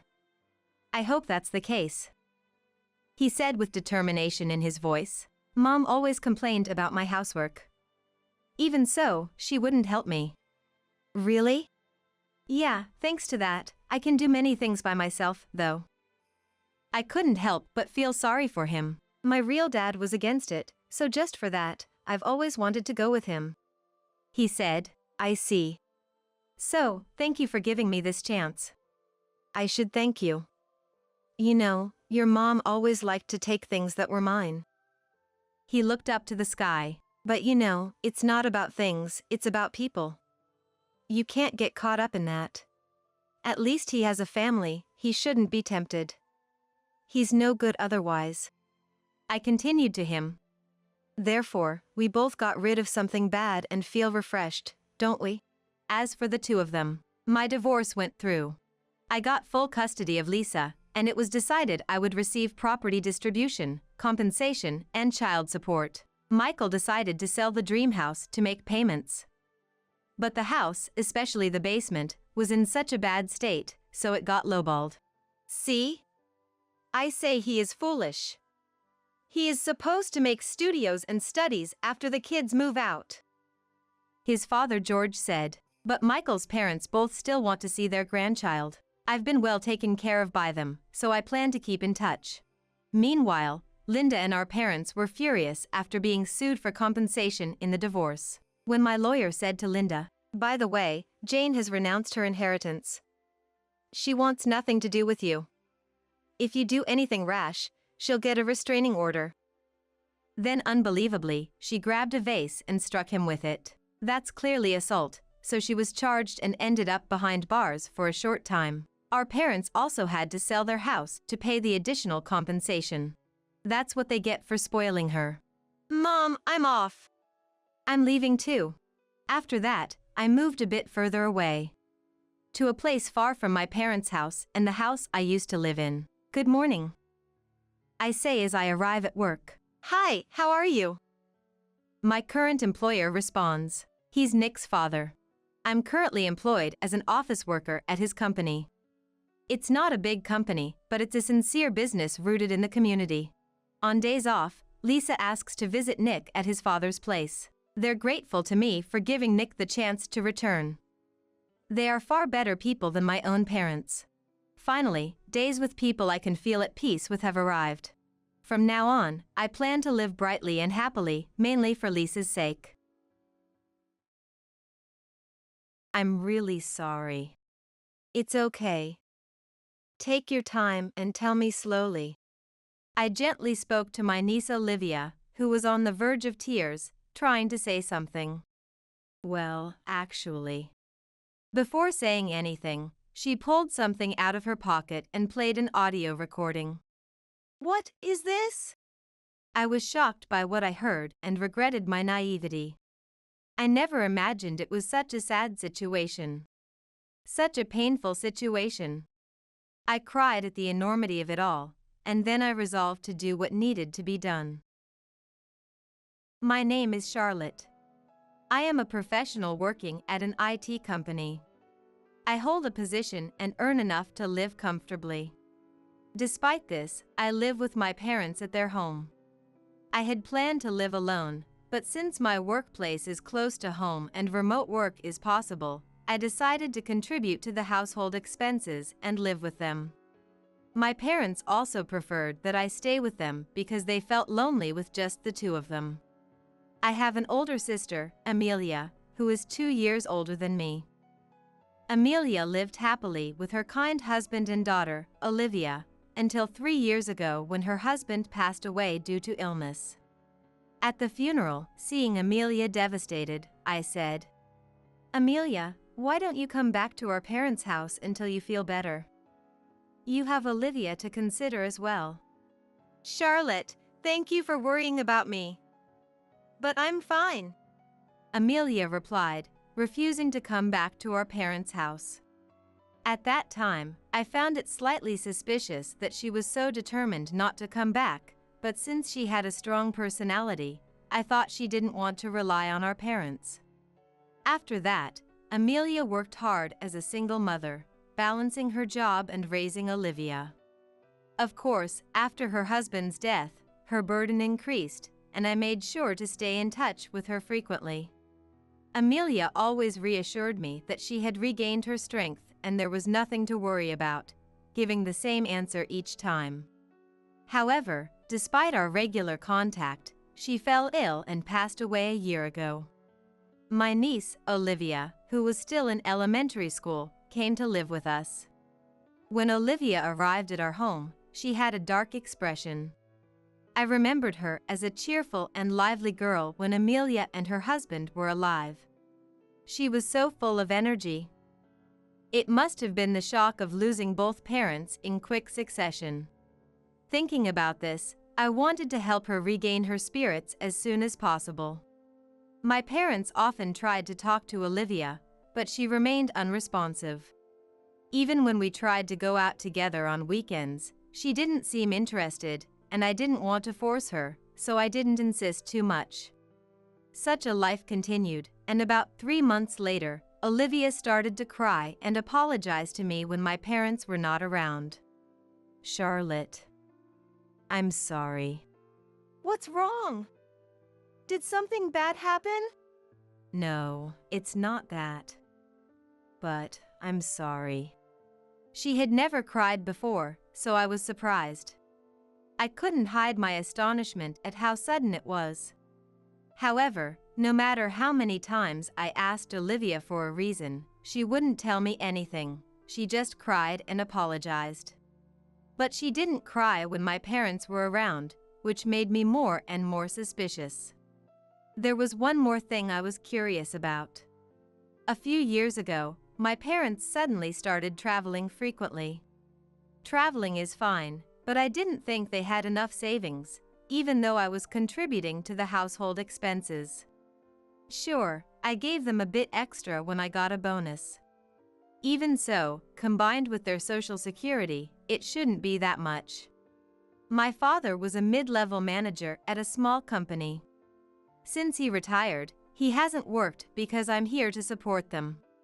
As for my mother, she was always a housewife and never had a part-time job. She was bad at housework, so I ended up doing most of it. Dad, Mom, it's fine to travel occasionally, but please save some money? You don't have to tell us that. We do our shopping by carefully budgeting our money. I worked hard for you all my life.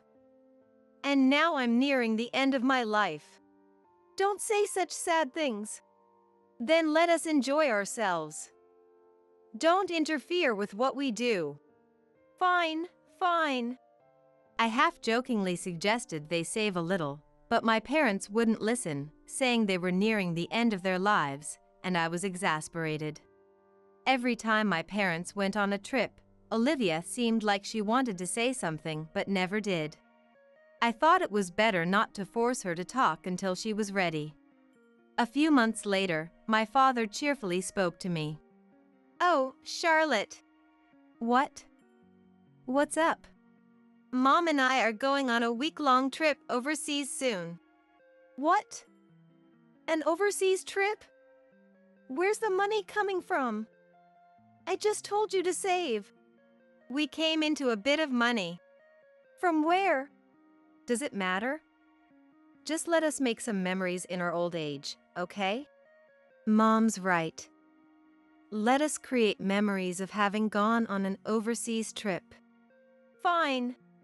Even if they got some money, it was strange that they wouldn't say where it came from. I thought it was suspicious, but since it was their money, I didn't press further. We're off then. Make sure you take care of the house while we're gone. I will. Be careful and have a good trip. On the day of the trip, my parents left cheerfully, saying they would bring back souvenirs. After seeing them off at the door, I turned back to the living room and found Olivia standing there. She looked like she was about to cry and immediately looked down. Thinking that this couldn't go on, and being concerned for a while now, I decided to gently ask her for the reason. Olivia, what's wrong? My parents have left on their trip, so it's just the two of us now. You can talk to me about anything, okay? I'm sorry. As I gently asked, Olivia began to cry and apologize again. While I was wondering what to do. Charlotte, actually. Olivia said, taking a smartphone out of her pocket and pressing play on a voice recording app. The recorded sound was my parents yelling. What is this? No doubt about it, it was Dad and Mom's voices. But even though they would scold us, I had never heard them raise their voices like this. Since childhood, I had never heard them shout, so I was shocked. Is this really my parents? Yes. When Mom and Dad were still alive, they used to come to our house a lot. With that, Olivia began to tell her story. According to Olivia, my parents frequently visited Amelia and her husband before they passed away, persistently complaining. The content of their complaints was that they were against Amelia and her husband's marriage. They also made unreasonable demands for money, claiming it was for taking their daughter away. Hearing this, I was shocked to learn what kind of people my parents really were. Olivia continued, saying that they often threatened her mom and dad, demanding money under the pretense of coming to see their granddaughter. Whenever Grandpa and Grandma came, I always stayed in the bedroom. Probably because Amelia and her husband didn't want you to be scared. I think so too. But they were always shouting at Mom and Dad, and it was really terrifying. I see. That must have been tough. But how did you manage to record this? Well, Olivia explained that she had been given an old smartphone that Amelia and her husband no longer used as a toy, and she happened to have it with her, so she recorded the incident. If she was using it as a toy, she would have known how to use it to some extent. It was fortunate that she recorded this. Then, I asked something else that was on my mind. Hey Olivia, how often did Grandpa and Grandma come to your house? I think they came almost every week. So, they were visiting Amelia and her husband that often without my knowledge. But when I think back to what Olivia said, from when exactly? Every time I saw Amelia and her husband, they seemed more gaunt, rather than just slim. I had once asked Amelia if she was all right, and she told me she was on a diet with her husband because she had gained a little weight, so I believed her. But in reality, it wasn't that. It was probably because their lives were being made difficult by my parents. I regretted not probing deeper for the real reason. If only I had noticed Amelia and her husband's distress sooner, this wouldn't have happened. I'm sorry for hiding it all this time too. But I didn't know what Grandpa and Grandma would do if I told you, Charlotte. With that, she started crying again. Regretting my own ignorance, I hugged her. As I held her, I made a firm decision. From now on, I'll protect you, Olivia. You can rest easy. But if you do that, who knows what they'll do to you, Charlotte? Don't worry about me. I won't let those parents of mine beat me. Instead, I plan to get back at them. Will you help me, Olivia? Yes. If I'm with you, Charlotte, I'm not scared. Let me help, Olivia said with determined eyes. Nodding at her words, I decided to prepare various things in the week before my parents returned. Feeling reassured with Olivia's help, I asked her more about everything that had happened. I also remembered that Amelia and her husband were frugal and led a modest life. Amelia once told me they didn't like to spend extravagantly and rarely carried much cash. If that's the case, Amelia and her husband must have used bank transfers to give money to Dad and Mom. If so, there should be some trace left behind. I started to search the house thoroughly. There it is. As expected, they're sloppy. Finding the bank statement so easily means they were careless. I checked the contents of the bank statement I found while rummaging through the house.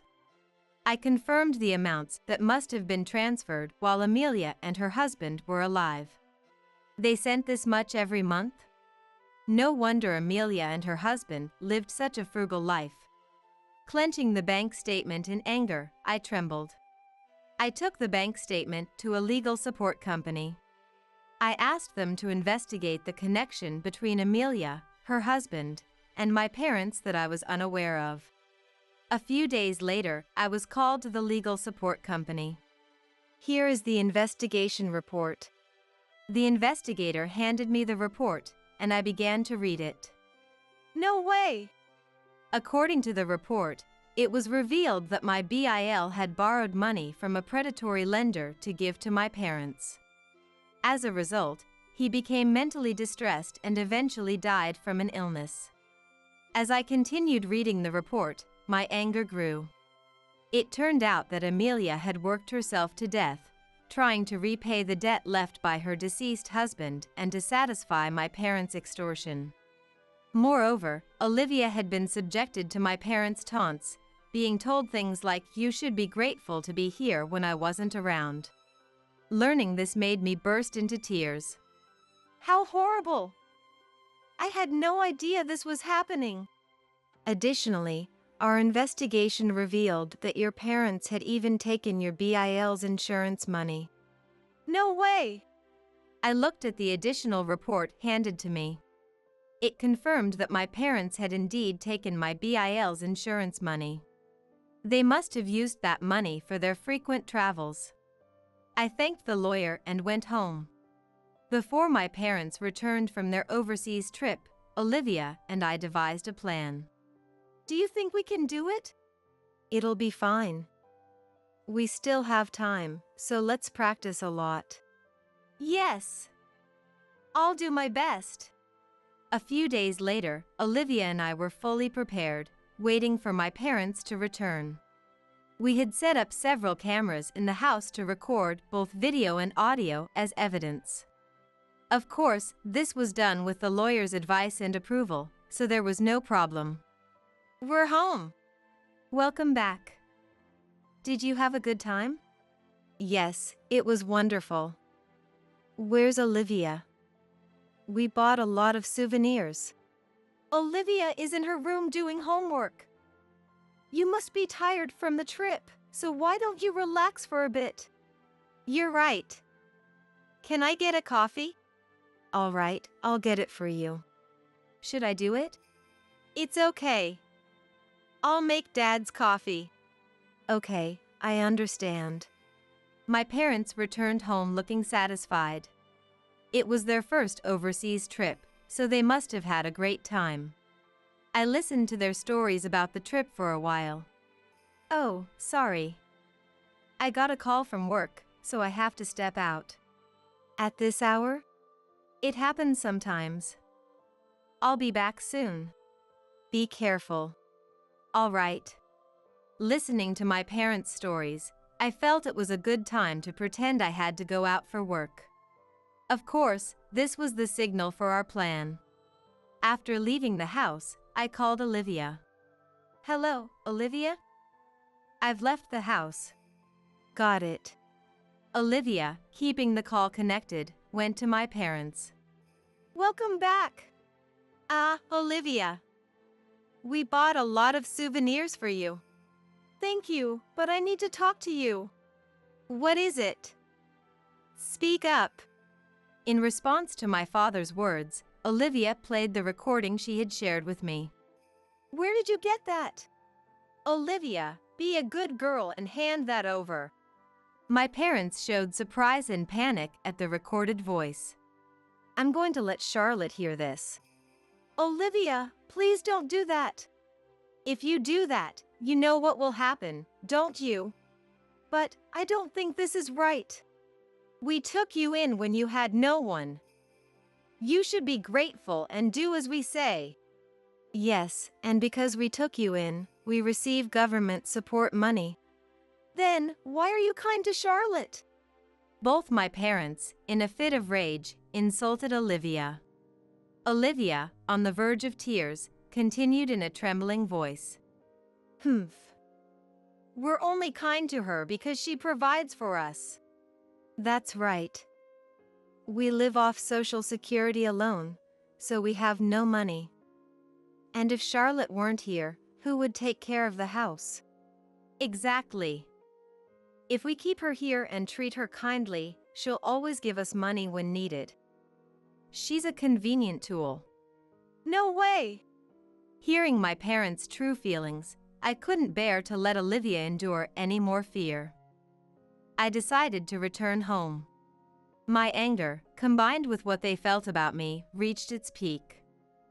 I violently opened the front door and headed to the living room. I heard everything! I flung open the living room door with a loud noise and shouted, Charlotte? When did you get here? What about work? That doesn't matter. What matters is I heard your true feelings. You think of me as just a source of money and a housekeeper. Of course. We're no longer working. How do you expect us to live on Social Security alone? That's right. We can't survive without relying on you. My parents, without denying that they viewed me as a source of money and a housekeeper, brazenly admitted it and began to beg me for money. The thought of having stayed in this house for such parents made me feel nauseous. If you really think that way, Dad and Mom, I won't be providing any more living expenses. And I'm taking Olivia and leaving this house, so don't ever contact us again. I won't allow that. What about our livelihood? I know that you were extorting money from Amelia and her husband. What did you say? Olivia, could it be? I'm sorry. I've already told everything to Charlotte. That's right. We have all the evidence, so there's no use in denying it. I told Olivia to go get her belongings, and she obediently nodded and went back to her room to pack. You're serious, Charlotte? This is a joke, right? You won't abandon us, will you? No, I'm abandoning you too. I never thought you two could be such horrible people. After confirming that Olivia had packed her belongings, I extended my hand and we left the house. We moved to a hotel near my workplace, which I had arranged in advance.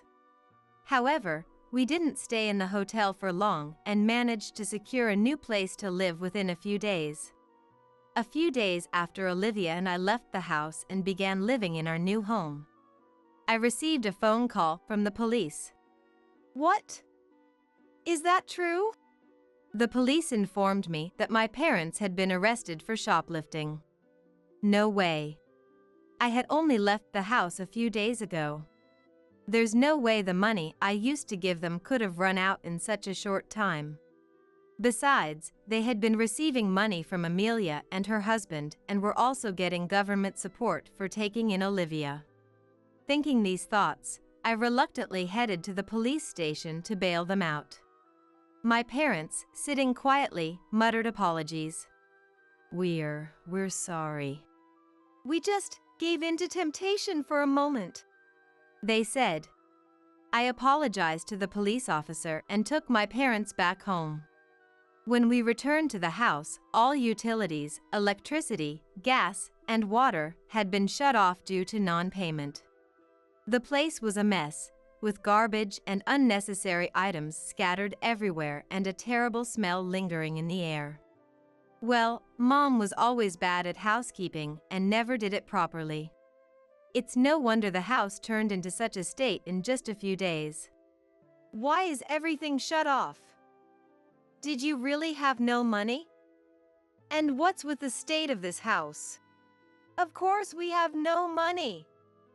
We were enjoying ourselves for our retirement. I can't manage the house. And my body doesn't move like it used to. When you took Olivia and left, the government support stopped coming in. My Social Security is too little. How are we supposed to live like this? Dad's right. If you had continued sending money even after you left, we wouldn't have had to do those things. My parents were furious, blaming me for everything. I could only sigh at their words. This is all your own doing, isn't it? I told you many times to save money, didn't I? Who was it that went on week-long trips every few months despite my warnings? Enough! That doesn't matter. Just give us money. You need to pay all the utility bills. Otherwise, we can't live in this house. And call a cleaning service for this house. We can't live in such a dirty place. All my parents demanded was money. They ended up blaming everything on me. I felt nothing but exasperation beyond anger. Really, you can't admit your own faults. Fine, then. What did you say? What do you want us to admit? If you can't see it, there's nothing more to be done. I'm cutting ties with you. This is your final notice. Don't contact me ever again." With that, I left the house. A month later, the house, which was once my family home, was vacant. In fact, the house was purchased under my name. My parents had forgotten this after living there for so long. As soon as Olivia and I left, I sold the house, forcing my parents to move out. Once the situation settled down, I went around the neighborhood to apologize for any trouble caused. That's when I heard that loan sharks had been lurking around the house. My parents must have turned to them out of desperation. There were also rumors that an old couple in dirty clothes had been seen in the park. Afterward, I adopted Olivia as my own child. Now, we share a bond stronger than that of true family. Seeing her face gradually regain its natural brightness filled me with joy. I vowed to continue watching over her growth and to reassure Amelia and her husband. You're just a useless leech, you know that? While packing for my sister's wedding, my mother-in-law Emma spilled beer on me. With no earnings of your own, attending a wedding on someone else's dime, you're like a thief. She dumps all the household work on me, treating me like a housekeeper. I've endured it until now, but this treatment is just too much. Can't even manage household chores properly, yet you want to go to a wedding. How selfish of you. Smirking as he joins in, is my husband, Oliver. My name is Ava. A 32-year-old housewife. I met Oliver through friends and agreed to marry him on the condition that I quit my job to focus on household duties and live with his parents. Initially resistant to living together, I reluctantly agreed, thinking it would reduce the burden of rent if I quit my job. But soon after moving in, I realized this was a mistake. Your soup is always too thick. Drinking this constantly would lead to high blood pressure. I'm sorry. I thought I had made it thinner, but my in-laws never seem satisfied with my cooking. They always complain about my dishes, yet Emma never cooks. If we get sick, it's your fault. I'm sorry, I'll be careful. Even as I apologize, Oliver, sitting next to me, pretends not to notice. He never stands up for me. Emma regularly invites her friends over for tea parties. Hurry up with the snacks. You're always so slow. Move it. Serving snacks and making coffee are always my responsibilities. And so is washing and tidying up the mountains of dishes after they leave. When I talk to Oliver about it, it's natural for a wife to help out when mom's having fun. He's unresponsive. Mom, why don't you get the trendy pastries from the station for tomorrow's tea party? That's a good idea, but the line there is always so long. Just have Ava do it. Right, Ava? Go line up early tomorrow and buy them. With that, he leaves for work. I'm not just a housekeeper. My frustration keeps growing. It's infuriating that both Emma and Oliver treat me like a slave. On top of that, living on Oliver's salary and his parents' pension is barely manageable, yet they insist on expensive snacks and coffee for these tea parties. While they are harsh to me at home, Emma and Oliver maintain a good public image, leaving me with no one to understand my plight. People say living with in-laws is tough, but your mother-in-law seems so kind. I don't know how to respond to such comments. What I really want to say is, I'm being harassed by my mother-in-law. But I'm too scared to make a fuss and stay silent. Your husband even greets us every morning. Oliver only takes out the trash to maintain a good impression with the neighbors. I'm the one who gathers all the trash and prepares the bags at the entrance. He just carries them to the trash collection area. He even helps with taking out the trash. What a cooperative husband you have. I'm envious. Should I be grateful that at least my husband takes out the trash? unlike some men who don't do even that. He never clears the table after eating and leaves cups wherever he last used them. His habit of leaving clothes strewn about only adds to my endless chores. Despite being a housewife herself, Emma does no household work at all. Bring the coffee before being asked. You're always so slow.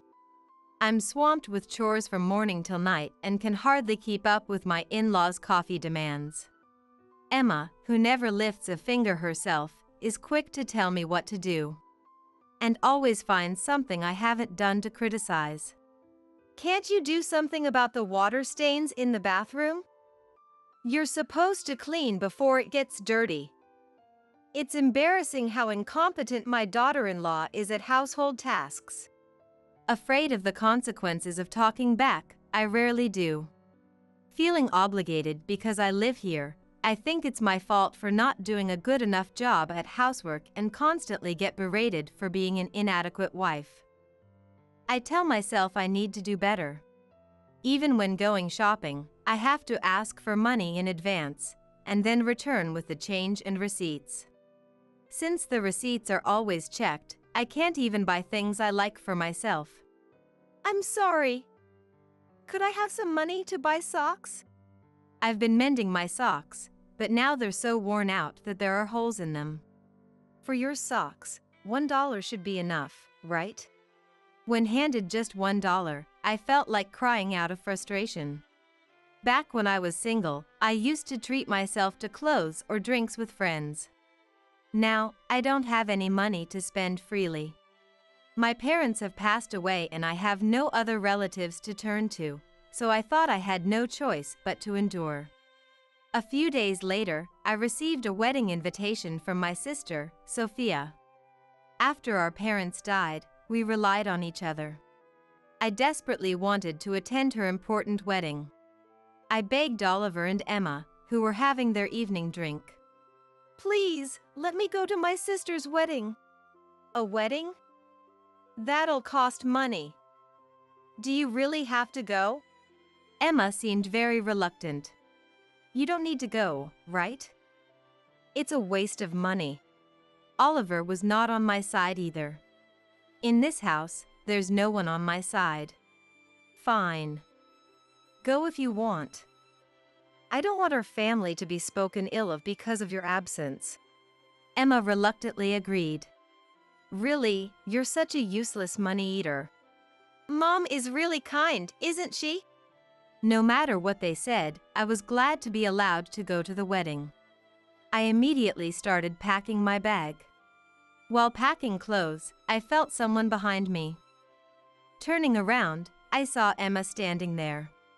Then, she suddenly threw her beer on me. What are you doing?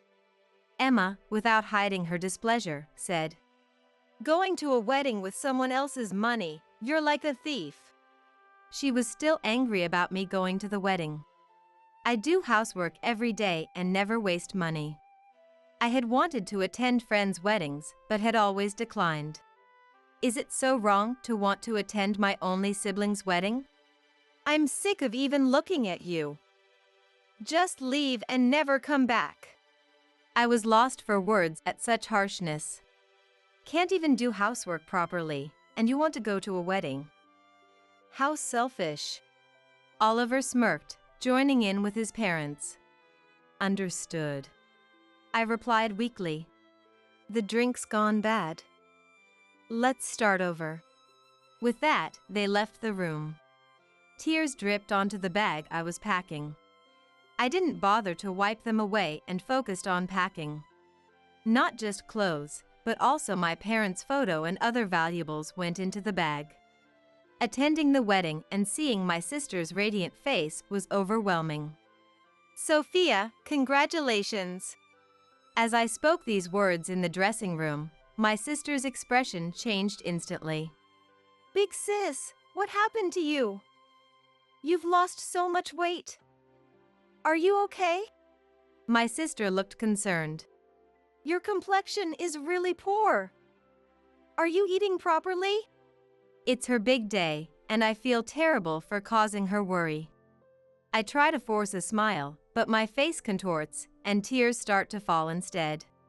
Just sit down for a minute. There's still time.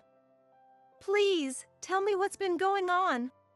I told my sister everything that had happened. That's just terrible. I've been told never to come back. I wonder what I should do now. Should I return to that house and continue living as a housekeeper? I didn't want to go back, but felt like I had no choice. Listen to me, sis. Listen carefully. My sister said, looking into my eyes.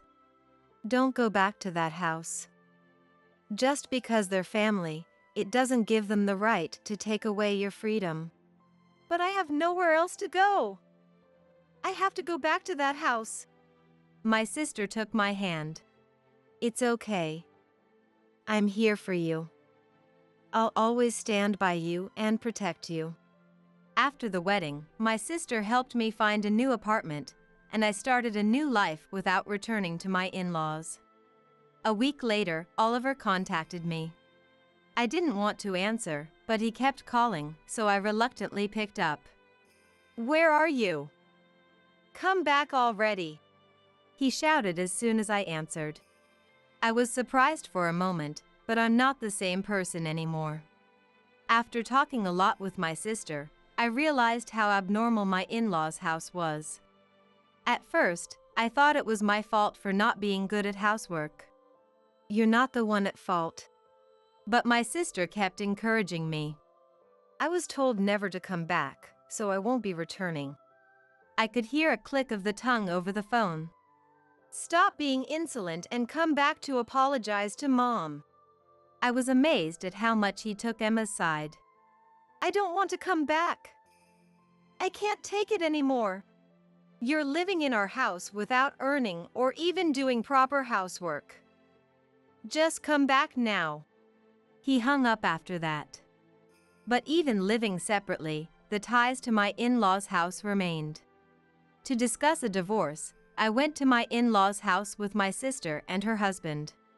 The first thing I noticed was a foul smell when we entered. It smelled like rotting garbage that hadn't been taken out for days. Laundry was scattered everywhere, and the sink was overflowing with dishes.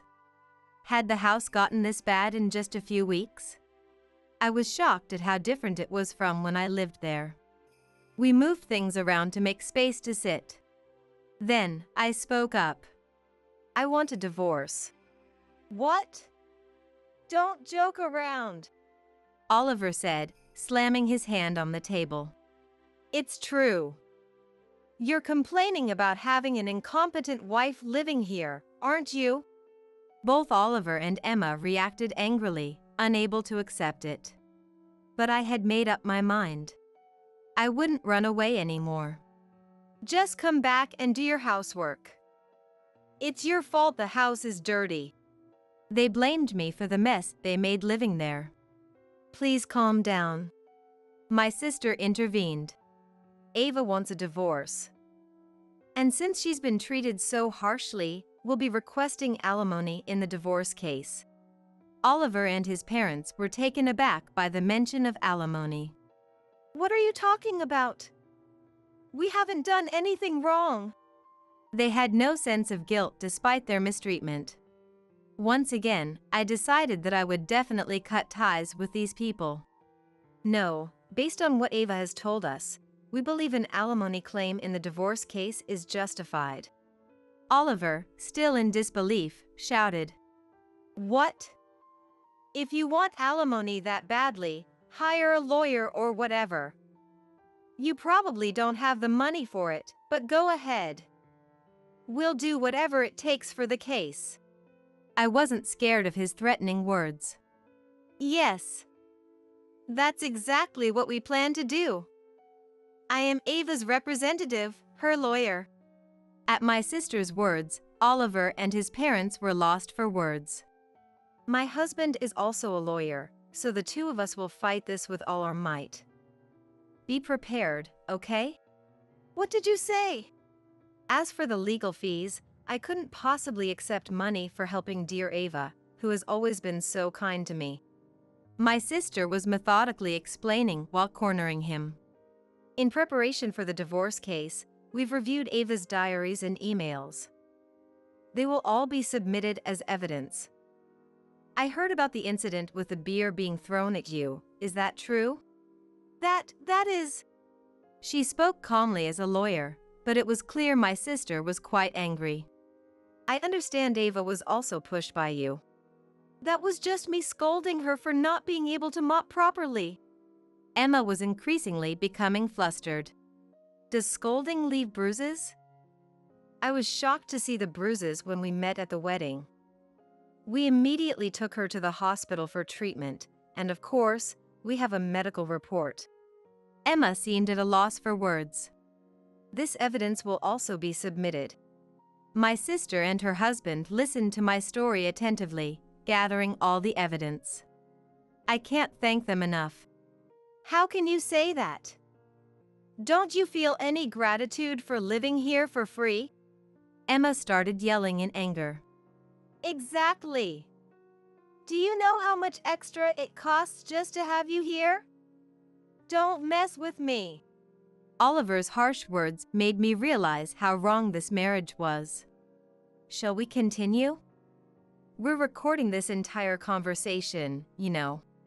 At my sister's words, Oliver and my in-laws were speechless. They didn't expect to be recorded. After that, they became quiet, unable to complain knowing they were being recorded. Please be aware that any future calls or emails will also be used as evidence. If there is any stalking-like behavior, we will report it. My sister is an excellent lawyer. Without her, I couldn't have separated or divorced. You'll agree to the divorce, right? Mediation and legal fees can be quite expensive.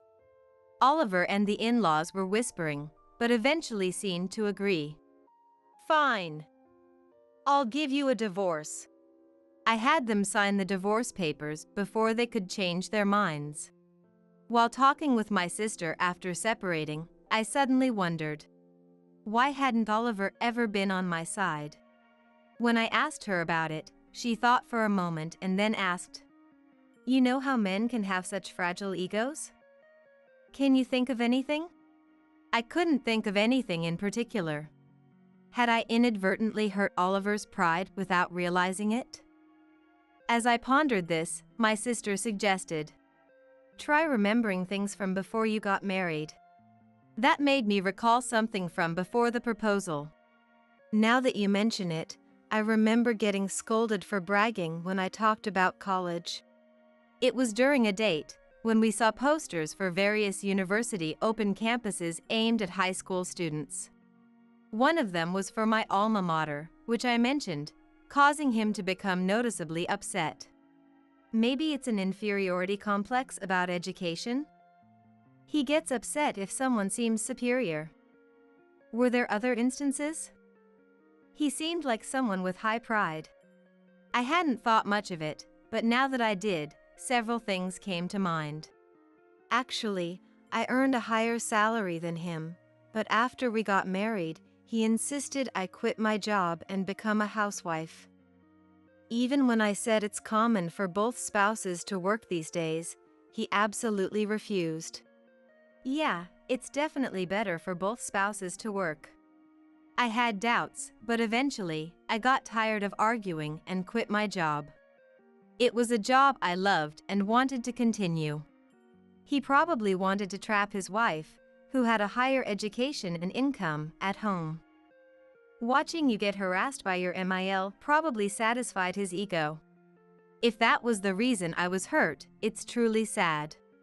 I could feel all the love I had left for Oliver disappearing without a trace. You're ungrateful after we kindly let a poor person like you live here without earning anything. Emma's sarcasm didn't stop. Right. Without this house, you'd probably be homeless since you have no money. No need to worry, I have an inheritance left by my parents. Oliver and the in-laws opened their eyes wide in surprise. What? You hid that? I never hid it. I couldn't even say I was using the inheritance to buy groceries, fearing they'd accuse me of stealing money. So, include that money in the division of property then. Pay the security deposit for the divorce case, and we'll take the rest. No, that's not how it works.